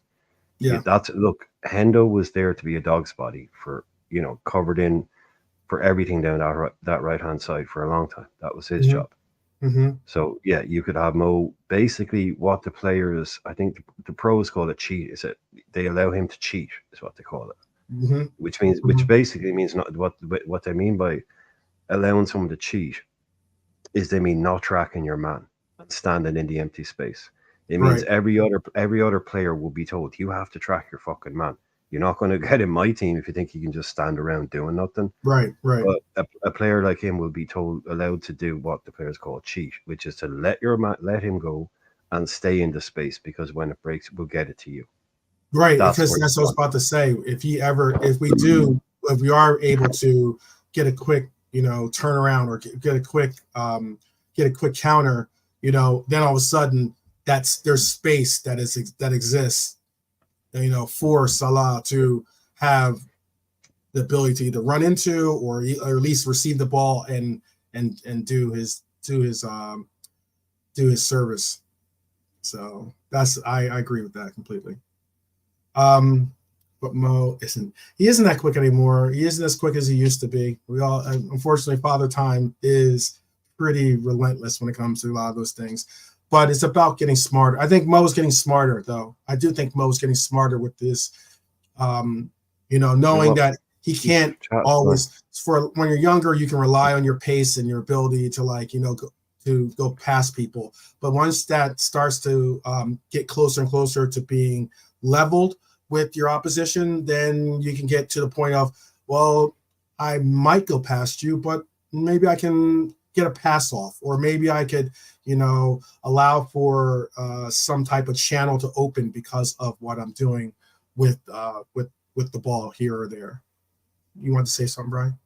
No, the chat is flying there for a minute. Oh, I know the chat is really into it. I like it. Like what Norm said there. Okay, I'll bring up what Norm I'm says. I'm not sure if Rasta is on a wind up here. He needs to play defense and let a quicker player do that. Who, Mo? Mo needs to become a defender now, so someone can get ahead of him. Rasta, you're obviously on a wind up here. Yeah, you say what I would say is being at games is when Salah's attacking, he sprints, but when he's coming back to defend, he jogs, because he does now not want to burn out. Yeah, but again, what I'm saying is if we win the ball back, he's the one to exploit it. You don't need Mo back into defense. Salah's asked if you don't track I guess I was about to ask him to elaborate for you, but I guess that's his elaboration. If you don't play defense, get out of here. Yeah, but this is what I'm saying. You're not going to be in a team if you don't do what the coach asks you to do. You're just not, But this is a problem that we don't need to address now. Okay, Mm-hmm. Like, let's just say Mo is trash this season, ass this season, all of that, but he continues to do what he's been doing from now till the end of the season, right? So if you add up his goals and his assists this season, right, and track that, extrapolate that over a season, which you can do with Salah because he's proven since he's been here, he is consistent over a season. So you can take his numbers now, extrapolate that over the season, and tell me what we end up with. How many goals and assists? If you're going to tell me that in a transition year with a brand new coach who has lots of other issues and problems to solve, that you wouldn't take a guy who is trash and ass and not playing amazingly and not tracking back, if you think that that won't help us win the league, because I guarantee you it would, or settle very high up, that is not a problem that we need to be addressing right now. Mo not being as brilliant as he was, if he's still putting in that kind of output week after week, that's something we can move on from. That is not, to me, a problem right now. I don't understand why people are looking for tiny little cracks in what we're building up now. We're top of the league. Why are we going looking for things that really only we shouldn't, other fans should be pointing out, oh, Mo, well, maybe he's not as good. We should be there going, Mo Salah, what should be not as good? Look at his numbers. He's banging, he's not as good as he used to be. Not as good as he used to be. Who cares? Look at his numbers. That's what we should be saying.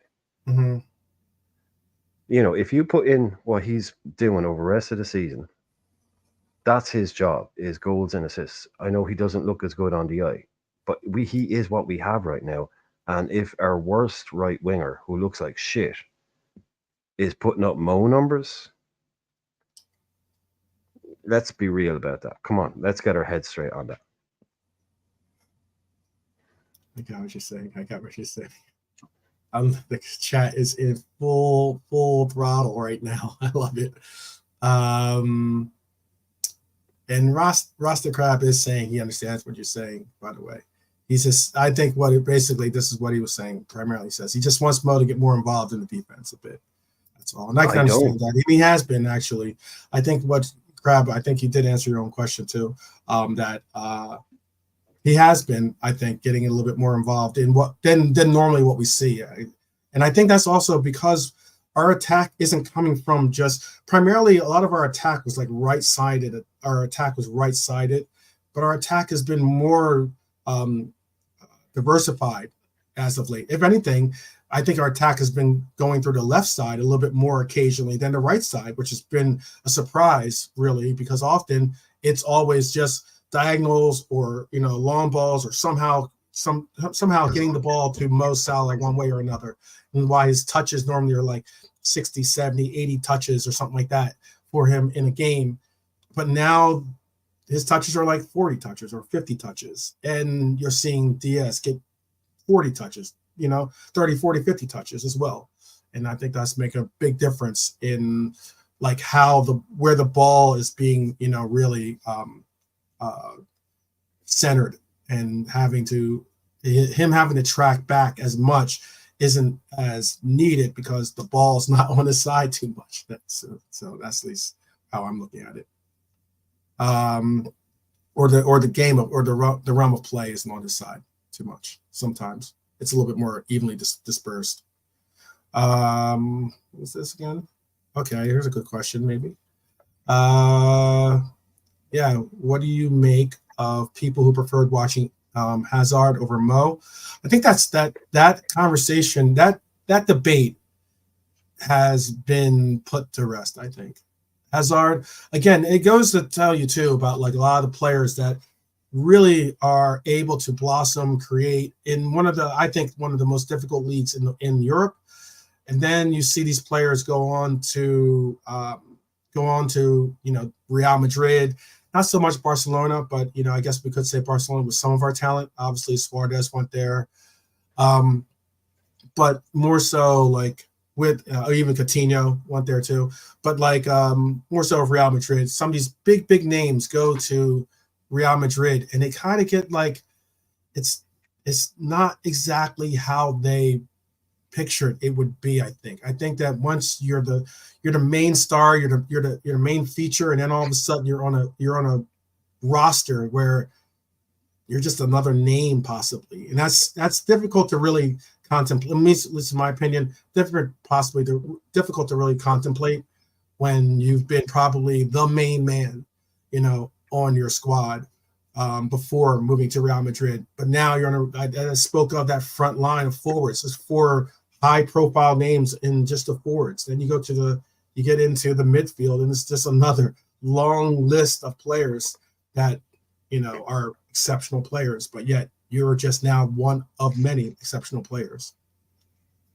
So I think I don't like that debate because both could be in the same team. And like it's about enjoyed watching one player more than the other. I mean, one played for Chelsea, one played for Liverpool. That's probably going to come down to who you support. But Salah is a better goal scorer. Hazard, much better dribbler. Totally different type of player. Hazard, I don't know. He's hated. I think he's not a driven player. He's one of those guys that like he's actually. Would you consider Hazard a Real Madrid legend? Sorry, what? Would you consider Hazard a legend for Real Madrid? A Real Madrid legend. That's the word I used. Have you seen what happened? I know how much he hated gets. I get that. I know. I'm just asking. No. Have you seen what happened to him since he joined Real Madrid? Yeah. Why would you possibly even ask that? He's one of the biggest transfer failures of all time. And would you consider him a Chelsea legend? Like he's one of the worst transfers Real Madrid ever made. That. Now I know like, I'm working the question backwards. And now, would you consider him a Chelsea legend? I'm getting there. People. I'm getting there. Would you consider Hazard a Chelsea legend? I'm not a Chelsea fan. You'd have to ask a Chelsea fan. All I know is that. Okay. I mean, we could all. I think you could. I think you. You could be bold Yeah. and say that yes or no. Well, no, but well, I don't because you probably got something. Like I was talking about my opinion on Hazard, which is he's one of the best players I've seen play football in the Premier League. Technically, when he was Right. at his best, when he had about 4 years in his time, in Hazard's time in the Premier League, no player won more man of the match awards than he did. He Okay. was top for assists. He was top for so many things. He was world class for years at Chelsea. Everybody hates him. I get it. Nobody ever wants to say anything nice about it. I get it. He went to Real Madrid. Like, I mean, if there's, I don't know what's the opposite of legend, because that's what he is at Madrid. So, no, obviously. Like, he cost him 140. He got a huge injury, basically never played. Cost him for, he gave up on football, retired pretty much straight away. He's one of Yeah. those guys that isn't driven. He's one of those guys that probably doesn't watch football outside of. He's just one of those guys that he just happened to be ridiculously talented and made a living out of it. So he's Okay. the opposite of a Salah. Those people exist, but Okay. I won't. If it comes down to like Hazard and Salah, it's like put them both in the same team. You'd have an incredible left-sided forward, an incredible right-sided forward, right winger. Mm-hmm. I loved watching Hazard. He could beat people for days. He could Mm-hmm. beat 3 or 4 people from a standing start.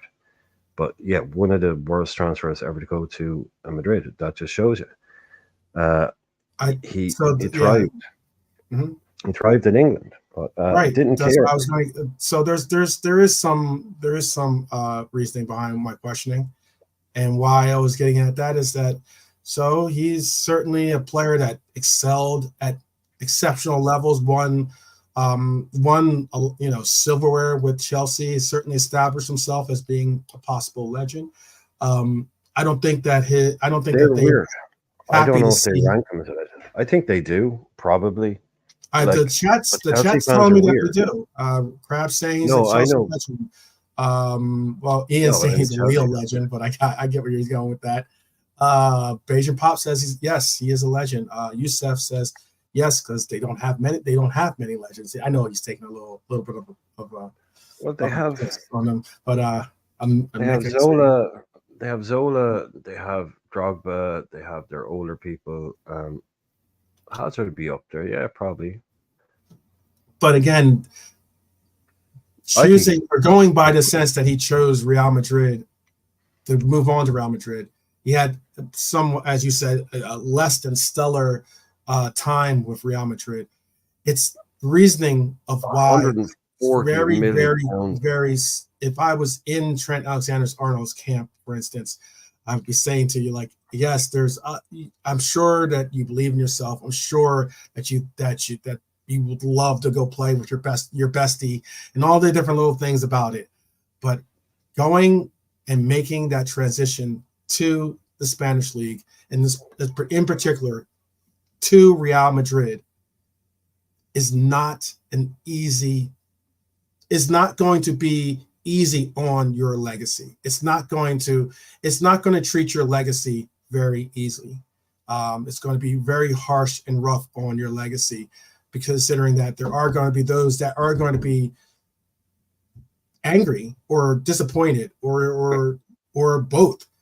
That Well, look, um, Hazard was injured a lot as well. Okay, he had huge injury problems there too. But sure.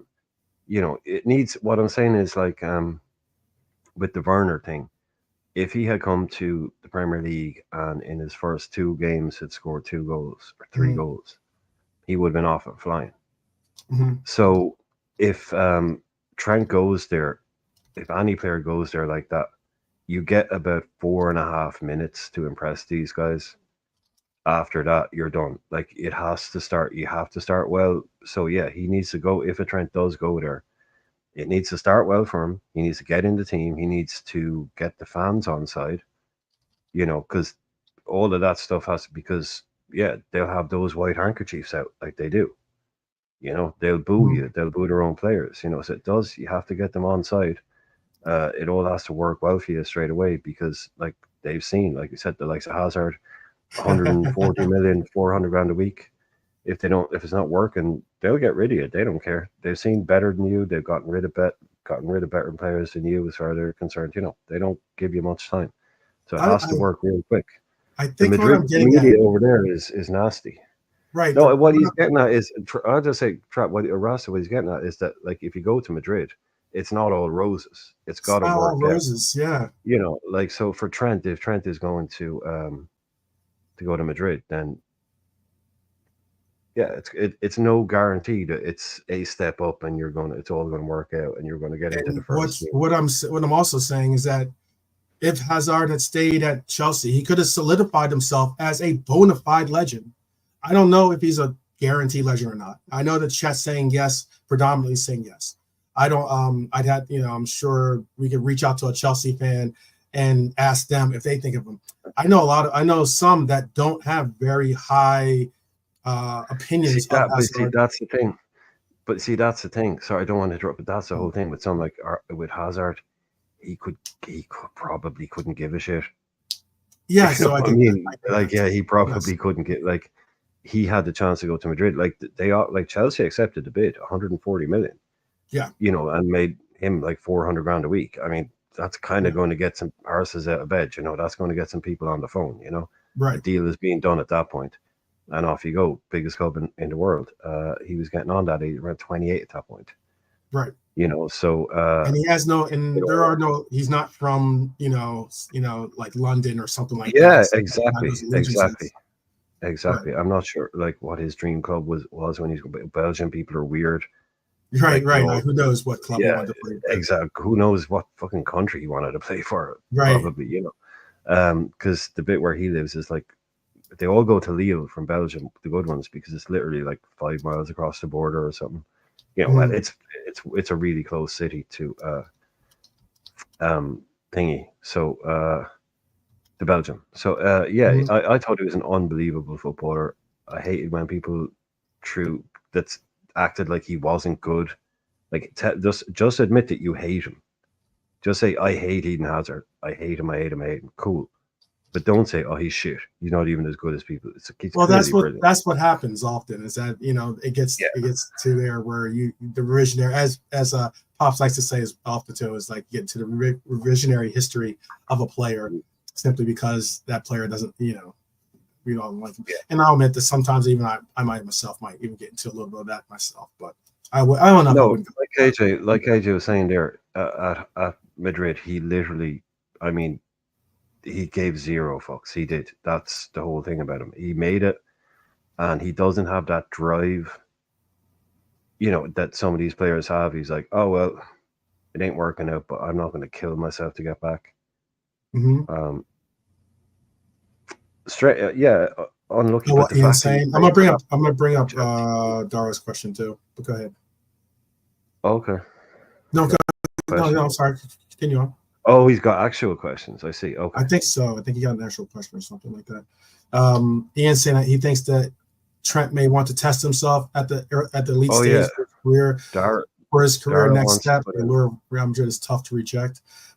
There's so many Yeah, levels. sorry. We're gonna have a Trent Alexander-Arnold episode coming up here. And it's going to be something that, look, there's a bunch of research, a bunch of time I put into it. You know how I love my Reds and I love being a defense league of them. I did take a little bit of a certainly a fan perspective on some of the topics or some of the opinions that I'm going to show in that episode. But there's just so many different settings that I represent with Trent and the decision that he has coming up. And it's going to be very interesting to see what he ends up doing because it is different settings. We're talking about a player that, was born and raised in Liverpool and was in the youth academy, and got endeared to having Stevie G as one of his icons, or his idols, role models, all the like. And there's a lot of different things that are going to be pressed upon him. And I get that he might not want to take those responsibilities on, but I just personally think that Trent Alexander-Arnold almost has somewhat of a higher level responsibility that he might not have asked for, but unfortunately it does lie with him.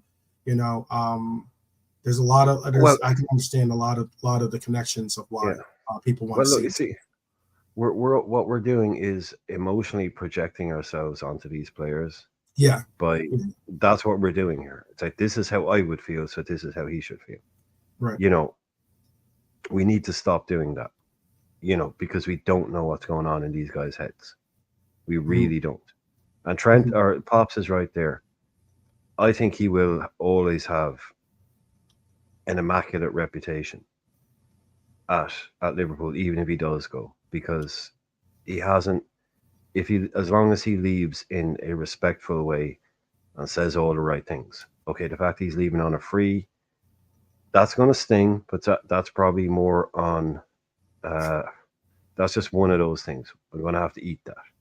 But yeah, to me, because that's what I was asking the question last night. Does it, the 0 to 10, how tarnished mm-hmm. would his reputation be? Like to me, he's cool. He's won everything here. He gave us everything while he was here. He's won everything. If he decided to move on, I'm actually okay with that.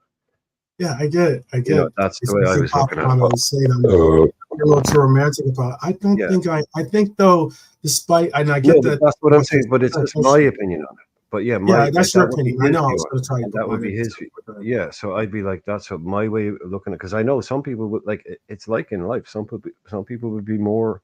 I'll be more upset about some things than someone else would be, or I mhm, would be more, whatever. But the way I would look at it is, it's not. It's because if he was someone that right, we were on the cusp of glory. Say we were a team that had just finished fourth and then third and then second, and we mhm. looked like we were going on to build stuff.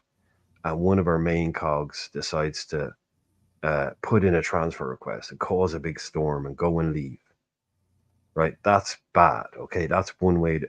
But he's been here. He's done it all. He's won it all with us. He's hugely important in it. He's played his part in so much of it. So he's given us his service. So if he does, it's only the point is if he leaves on a free is the kind of I think the crux for people. Um, yeah, Right. I don't blame him if he wants to go and do it, but I don't want to. I find it hard to try and get inside his head and think, does he? I'm not convinced that he wants to stay because if he wanted to stay and be this whole lifelong Liverpool legend, I think we may have heard more sound bites along the way. I think we're getting too many mixed signals, but I'll let you finish Yeah, your point. well, I'm gonna get yeah, my point. close. Yeah, mixed signals, but even closer to radio silence at this point. Mhm. Like there's not enough when nobody's talking. Nature abhors a vacuum, as I say. If there's nothing there, people will fill it in. So because there's nothing coming from him, uh, people people will speculate. So of Mhm. course they will speculate. I just I would just like some clarity, really. That's all. I really would just like some clarity because any that pretends this isn't like I don't. that nuclear clock I, ticking down. This is close to needing to be done now, as far as I'm concerned. One way or the other, come out and I say something or do something. I would say to those that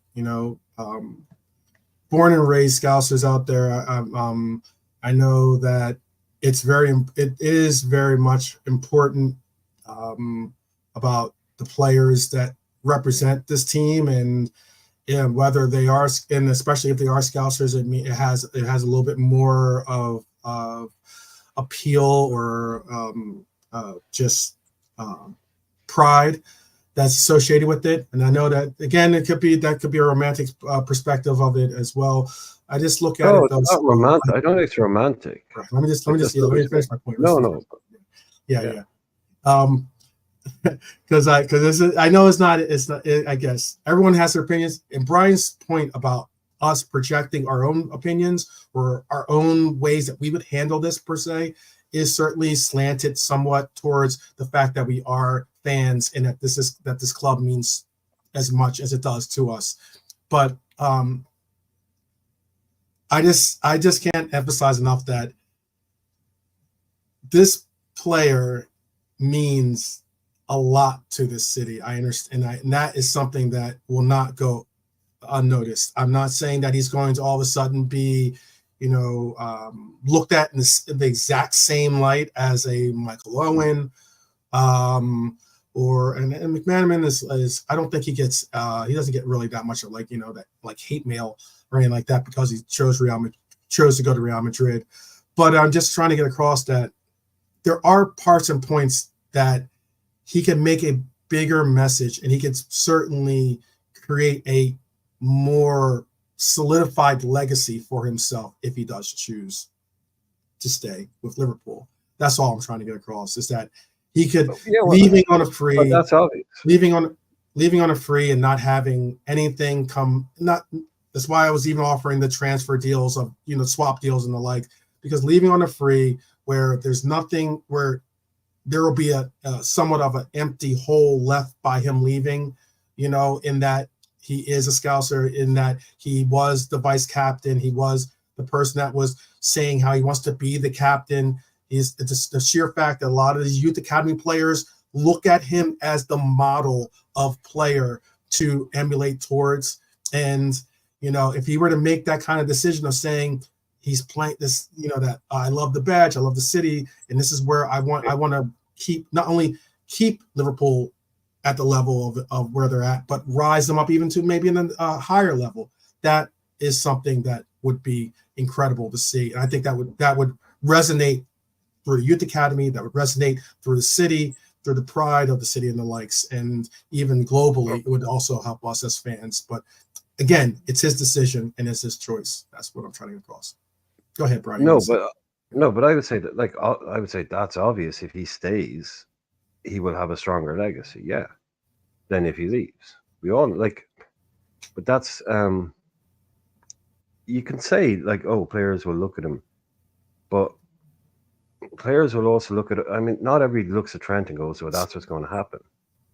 It's I just watched the interview. I sorry to cut across you real quick, but I just maybe why I am saying what I'm saying is because I saw this interview where they sat down with Trent, Gravenberch, and Connor, and they were just talking about different things. But you also hear the names of people whenever there's youth academy players, or there's some of these youth academy players that have come onto the scene, especially getting interviews after big games that they've really done well in. They're often putting out there of the importance of how there was a pathway towards getting to this level, and one of the ways, or one of the people that they connect to, they don't say Stevie G. They're not saying Gerrard. A lot of them are saying Trent Alexander-Arnold now. And that's what I'm trying to get across, is a major difference and a major selling point. Go ahead. I know what you're saying, and all what you're saying is correct. But what I'm saying is Trent is not unique in that. They don't just look at Trent. It's not as if Trent wasn't here, there'd be a load of guys that would be saying, "Oh, well, I'll never get into the Liverpool team." They're just looking at a guy who did it, and they go, "Oh, they're pointing to him. Trent is still here," so they're saying, "Look, I get it. He is someone they'll point at." And again, these things are all half scripted and edited to an inch of their life. So, but nothing you're saying is wrong. But it's not like he's the only person that can show people that there's a pathway to the squad, and it's not as if he leaves, it's not like a load of players that are in the U team will all of a sudden go, "Oh, well, what's the point in being at Liverpool?" They will still want to be here. They will still, they'll say, "Oh, look at Trent. He came through the Liverpool academy, and not only did he win titles at Liverpool, he went on and won European Cups at Real Madrid." Mm-hmm. There'll be players that will look at it again, we're projecting onto what other people will think about Trent. So I think all those things, he's not the only, we have sold some of the best players ever to play the game and gotten stronger.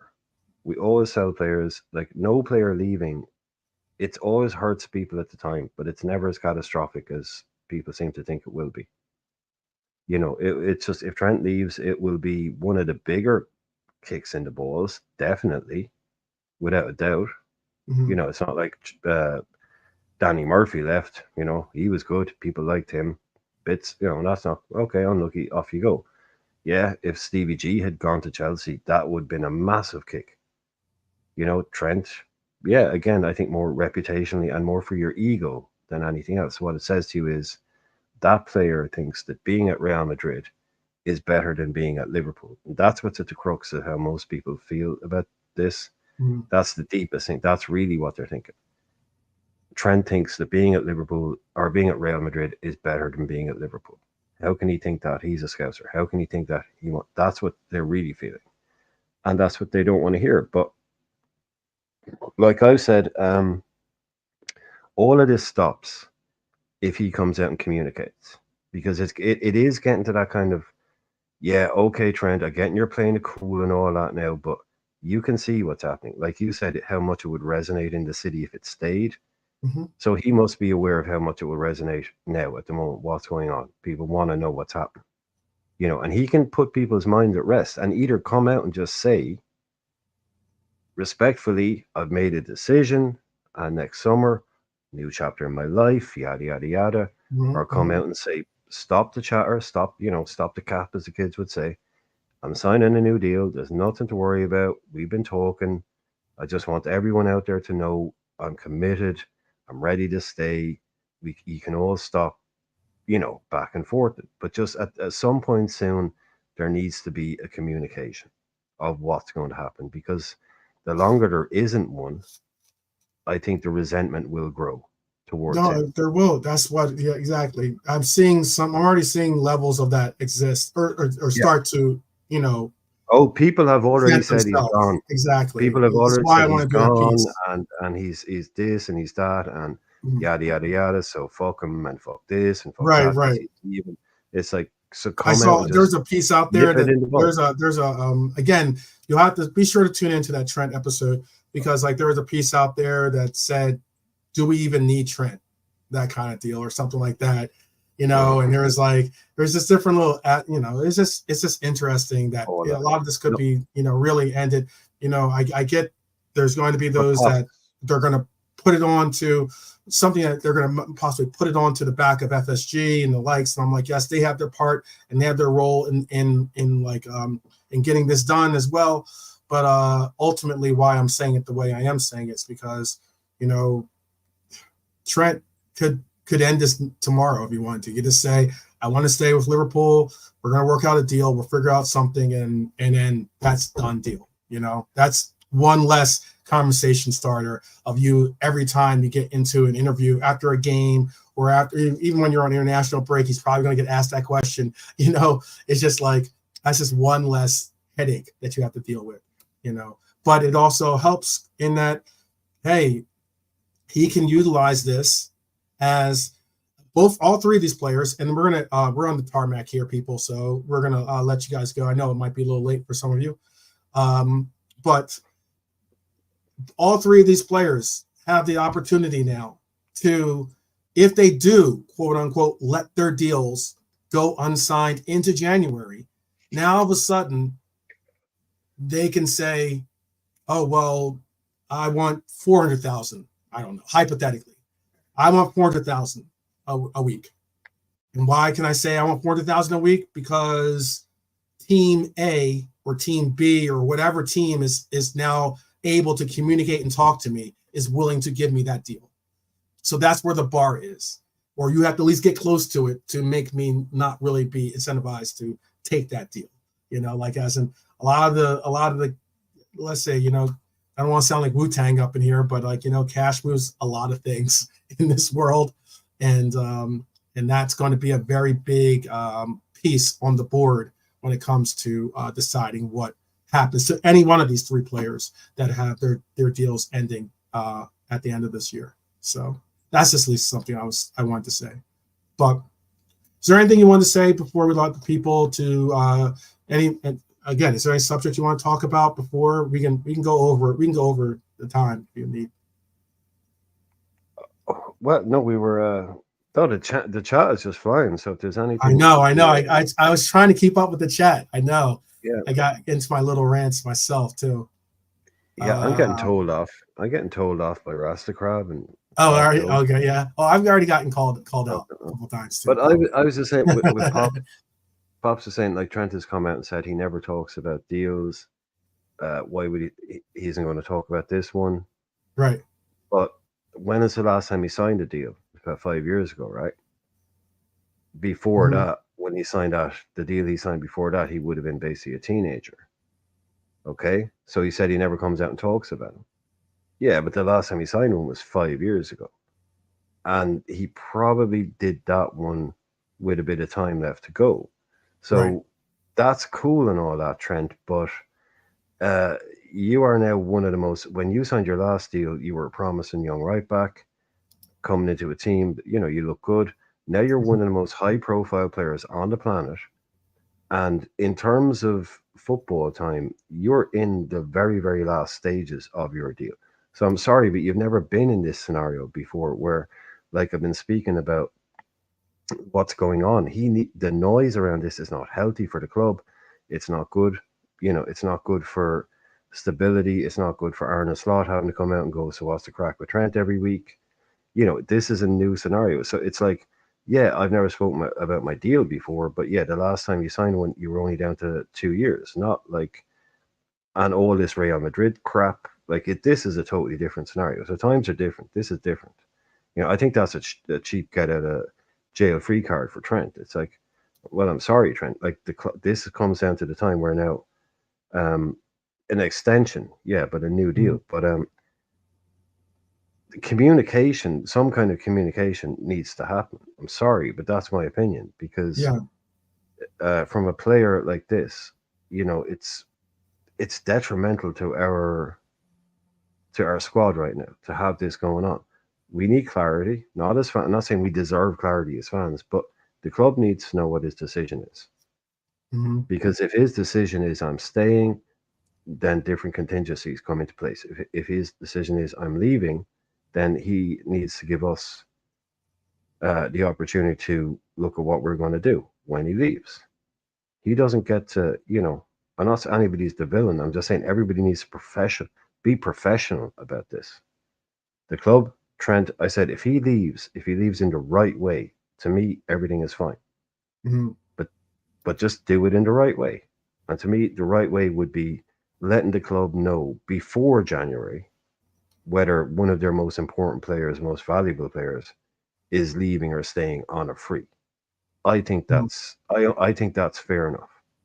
I don't know, call me wrong, but I think it would be fair enough Yeah. I to get that. expect him to do that. Not saying the fans need to know or deserve to know. That's not, whatever. But the club at least need to know whether he's staying or going. You know. I missed. Yeah.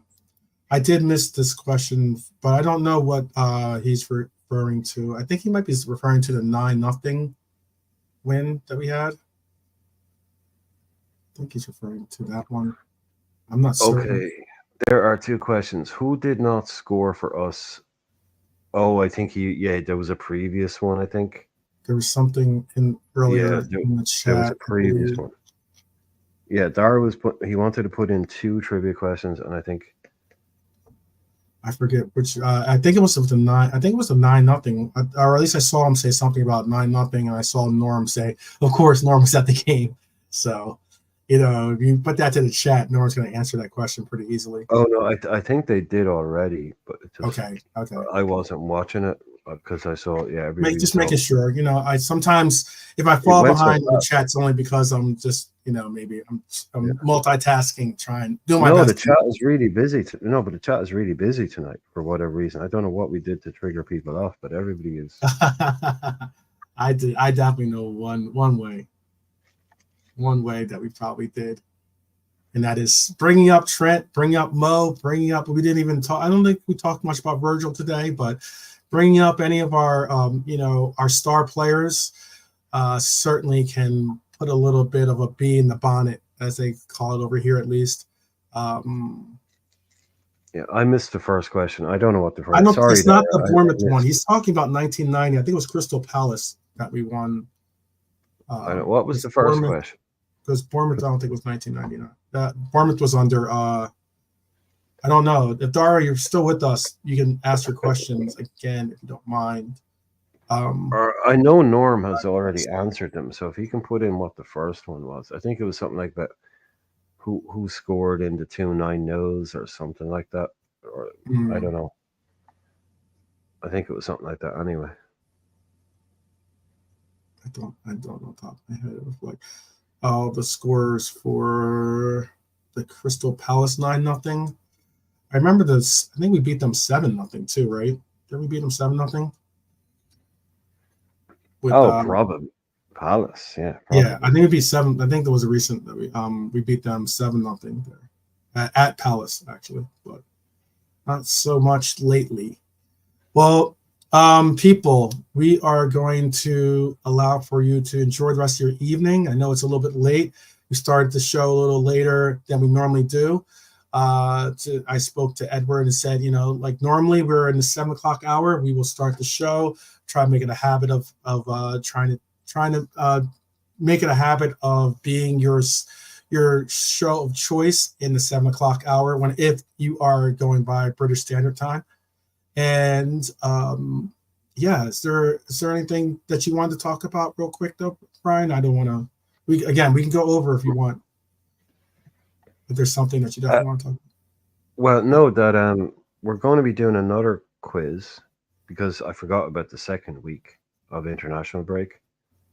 So to fill in a bit of time, maybe Monday night or whatever. But we did a quiz on Monday night. If anybody watched it, enjoyed it.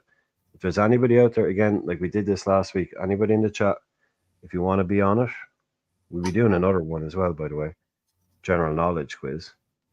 But if anybody wants to be on the football quiz, the next one that's coming up, just put in the chat that you want to play because we saw how good you all were the last time. So there's a space, again, there's a space at the table. Mm-hmm.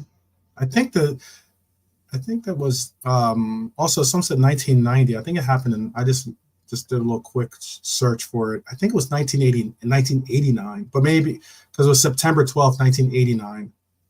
But it was the 1989-1990 season. I think that's why you're probably thinking of it as being 1990 out there. But 9-0 against Crystal Palace, September 12th, 1989, and 9-0 against Bournemouth, August 2022. Those were the two 9-0 wins that we had. But hang on, is there something going to come out in the news, KJ, or something like that? I know, KJ, you keep telling us, yeah. I didn't need. Is this? Oh no. Oh, okay. I've been a player in the 2019 to 2022. Okay. I thought maybe you're talking about for a second. I thought you're talking about maybe. No, he's talking about how old they are. Oh, that they're 19. They're in between 19 and 22. 22 years old. Oh no, that's not good. Apparently, oh no. Oh, We'll see. I hope not. I hope there's something. I hope it's not bad news. I hope it's good news.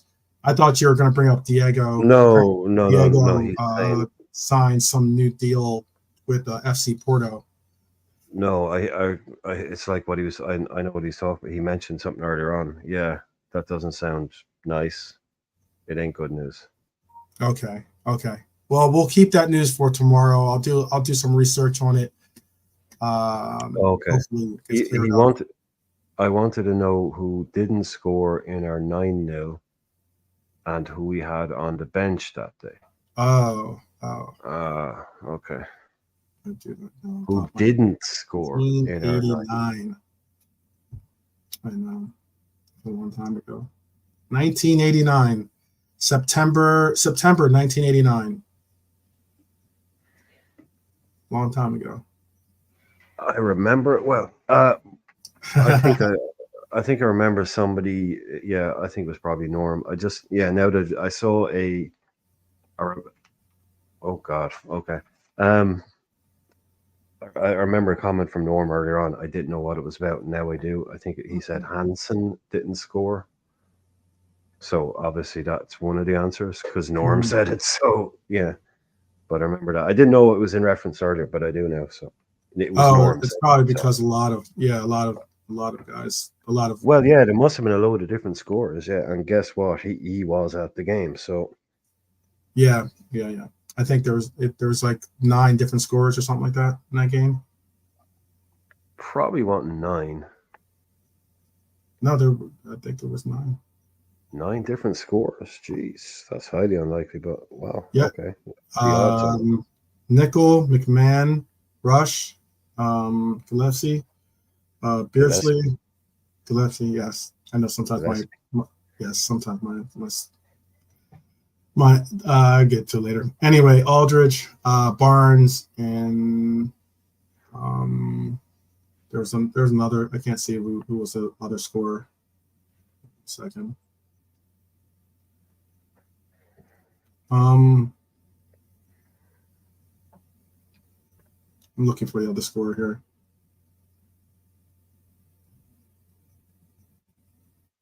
But yeah, who is this player? Oh, Glenn Heisen. Oh yeah, Glenn Heisen. Yeah. Those are the 9 scorers for us that day. No, you're saying 8 because Nico got 2, so there must have been yeah. Oh, maybe Nickel got 2 then. Let me double check then. I'll double check. Oh, Norm said it. You don't need to check the internet. Norm said You it. know what, Norm? You're right. He scored in the 7th minute and he scored in the 90th minute. Yeah, Norm is literally the internet, so there's no. He is the internet. He is the internet. He is the fact checker. He is our fact checker. Yep. So I don't know, Norm. Yeah. While you're in the chat, Norm, do you want to play Monday night? Yeah. Are you on for coming on? Jan Mobley would have been one of the players that did not score for us that day. No, I'm just leaving it out there for Norm. Yes. Said oh yes. While you have in the chat, yeah. If you wanna join, that'd be great. Get some Get some of the trivia aficionados. It could have been back then. It could have been a long time ago. 35,779 in attendance for that game. One of them being Norm. So yes, yeah. I guess so too. You could say Burrows score. I don't think he did. David Burrows didn't score. Whelan didn't score. And everyone else scored other than those 3 people. But yeah, again, big up to everyone for joining us today. We're going to allow for you to, again, enjoy your evenings, your mornings, your afternoons, whatever might be the case. Okay. No worries, Norm. No worries. No worries, Norm. I like it. Norm, and we got the Karate Kid in the house. Norm, I did not know that. That's big up. Wax on, wax off type deals. That's good. It's good. I like it. Mr. Miyagi. I reckon he's been waxing on, waxing off, an opposition fan since the 80s. There you go. Probably, yeah. No, KJ is saying what belt is he? First, Dan Brown. Dan Brown, he writes novels, doesn't he? Is that first Dan Brown? I think that's pretty high. Is that pretty high? I do not know. Because I brown remember belt is one below. I mean, it's just below black belt. That's the belt. It's the next below black belt. So first Dan, I used to do it when I was a kid, but like only for like a couple of months because the school did it. But kind of the green belt and the blue belt, isn't there? The green belt, blue belt. Oh, I don't know. I don't know the belt. He'd be able to tell you best. Yeah, I know the white belt is what you start off with. Yeah. You start off in the white belt, yeah, and then you transgress to the black belt. But yeah, there was an American guy that came to Waterford in the 80s to teach karate. It was very. Who is it? Chuck Norris? No, an actual some American guy. Yeah, I mean, Chuck Norris is American. That's what I was wondering. Yeah. Oh well, maybe. Yeah. No, I can't remember, but yeah, he came to Waterford. It was like probably the only American person in Walker, Waterford. Texas Ranger in the house, maybe in Ireland. I don't know. Yeah. It was big. You remember martial arts in the 80s, man, and some American guy teaching it. Everyone thought it was like, everyone thought he's like, basically the next thing down from Chuck Norris. Yeah. But Is there anything you want to leave, say to the chat before we let them go? Like I said. No, walk with Jesus. Yeah. Talk to you Okay. tomorrow. Okay. All right. I don't know where that came from. No, someone just mentioned Billy Graham. Did you go and Billy see Graham. Billy Graham Oh, with okay. Anthony? He's Okay. that's that guy, right? The preacher Yeah. guy, right? Yeah. It Yeah. is.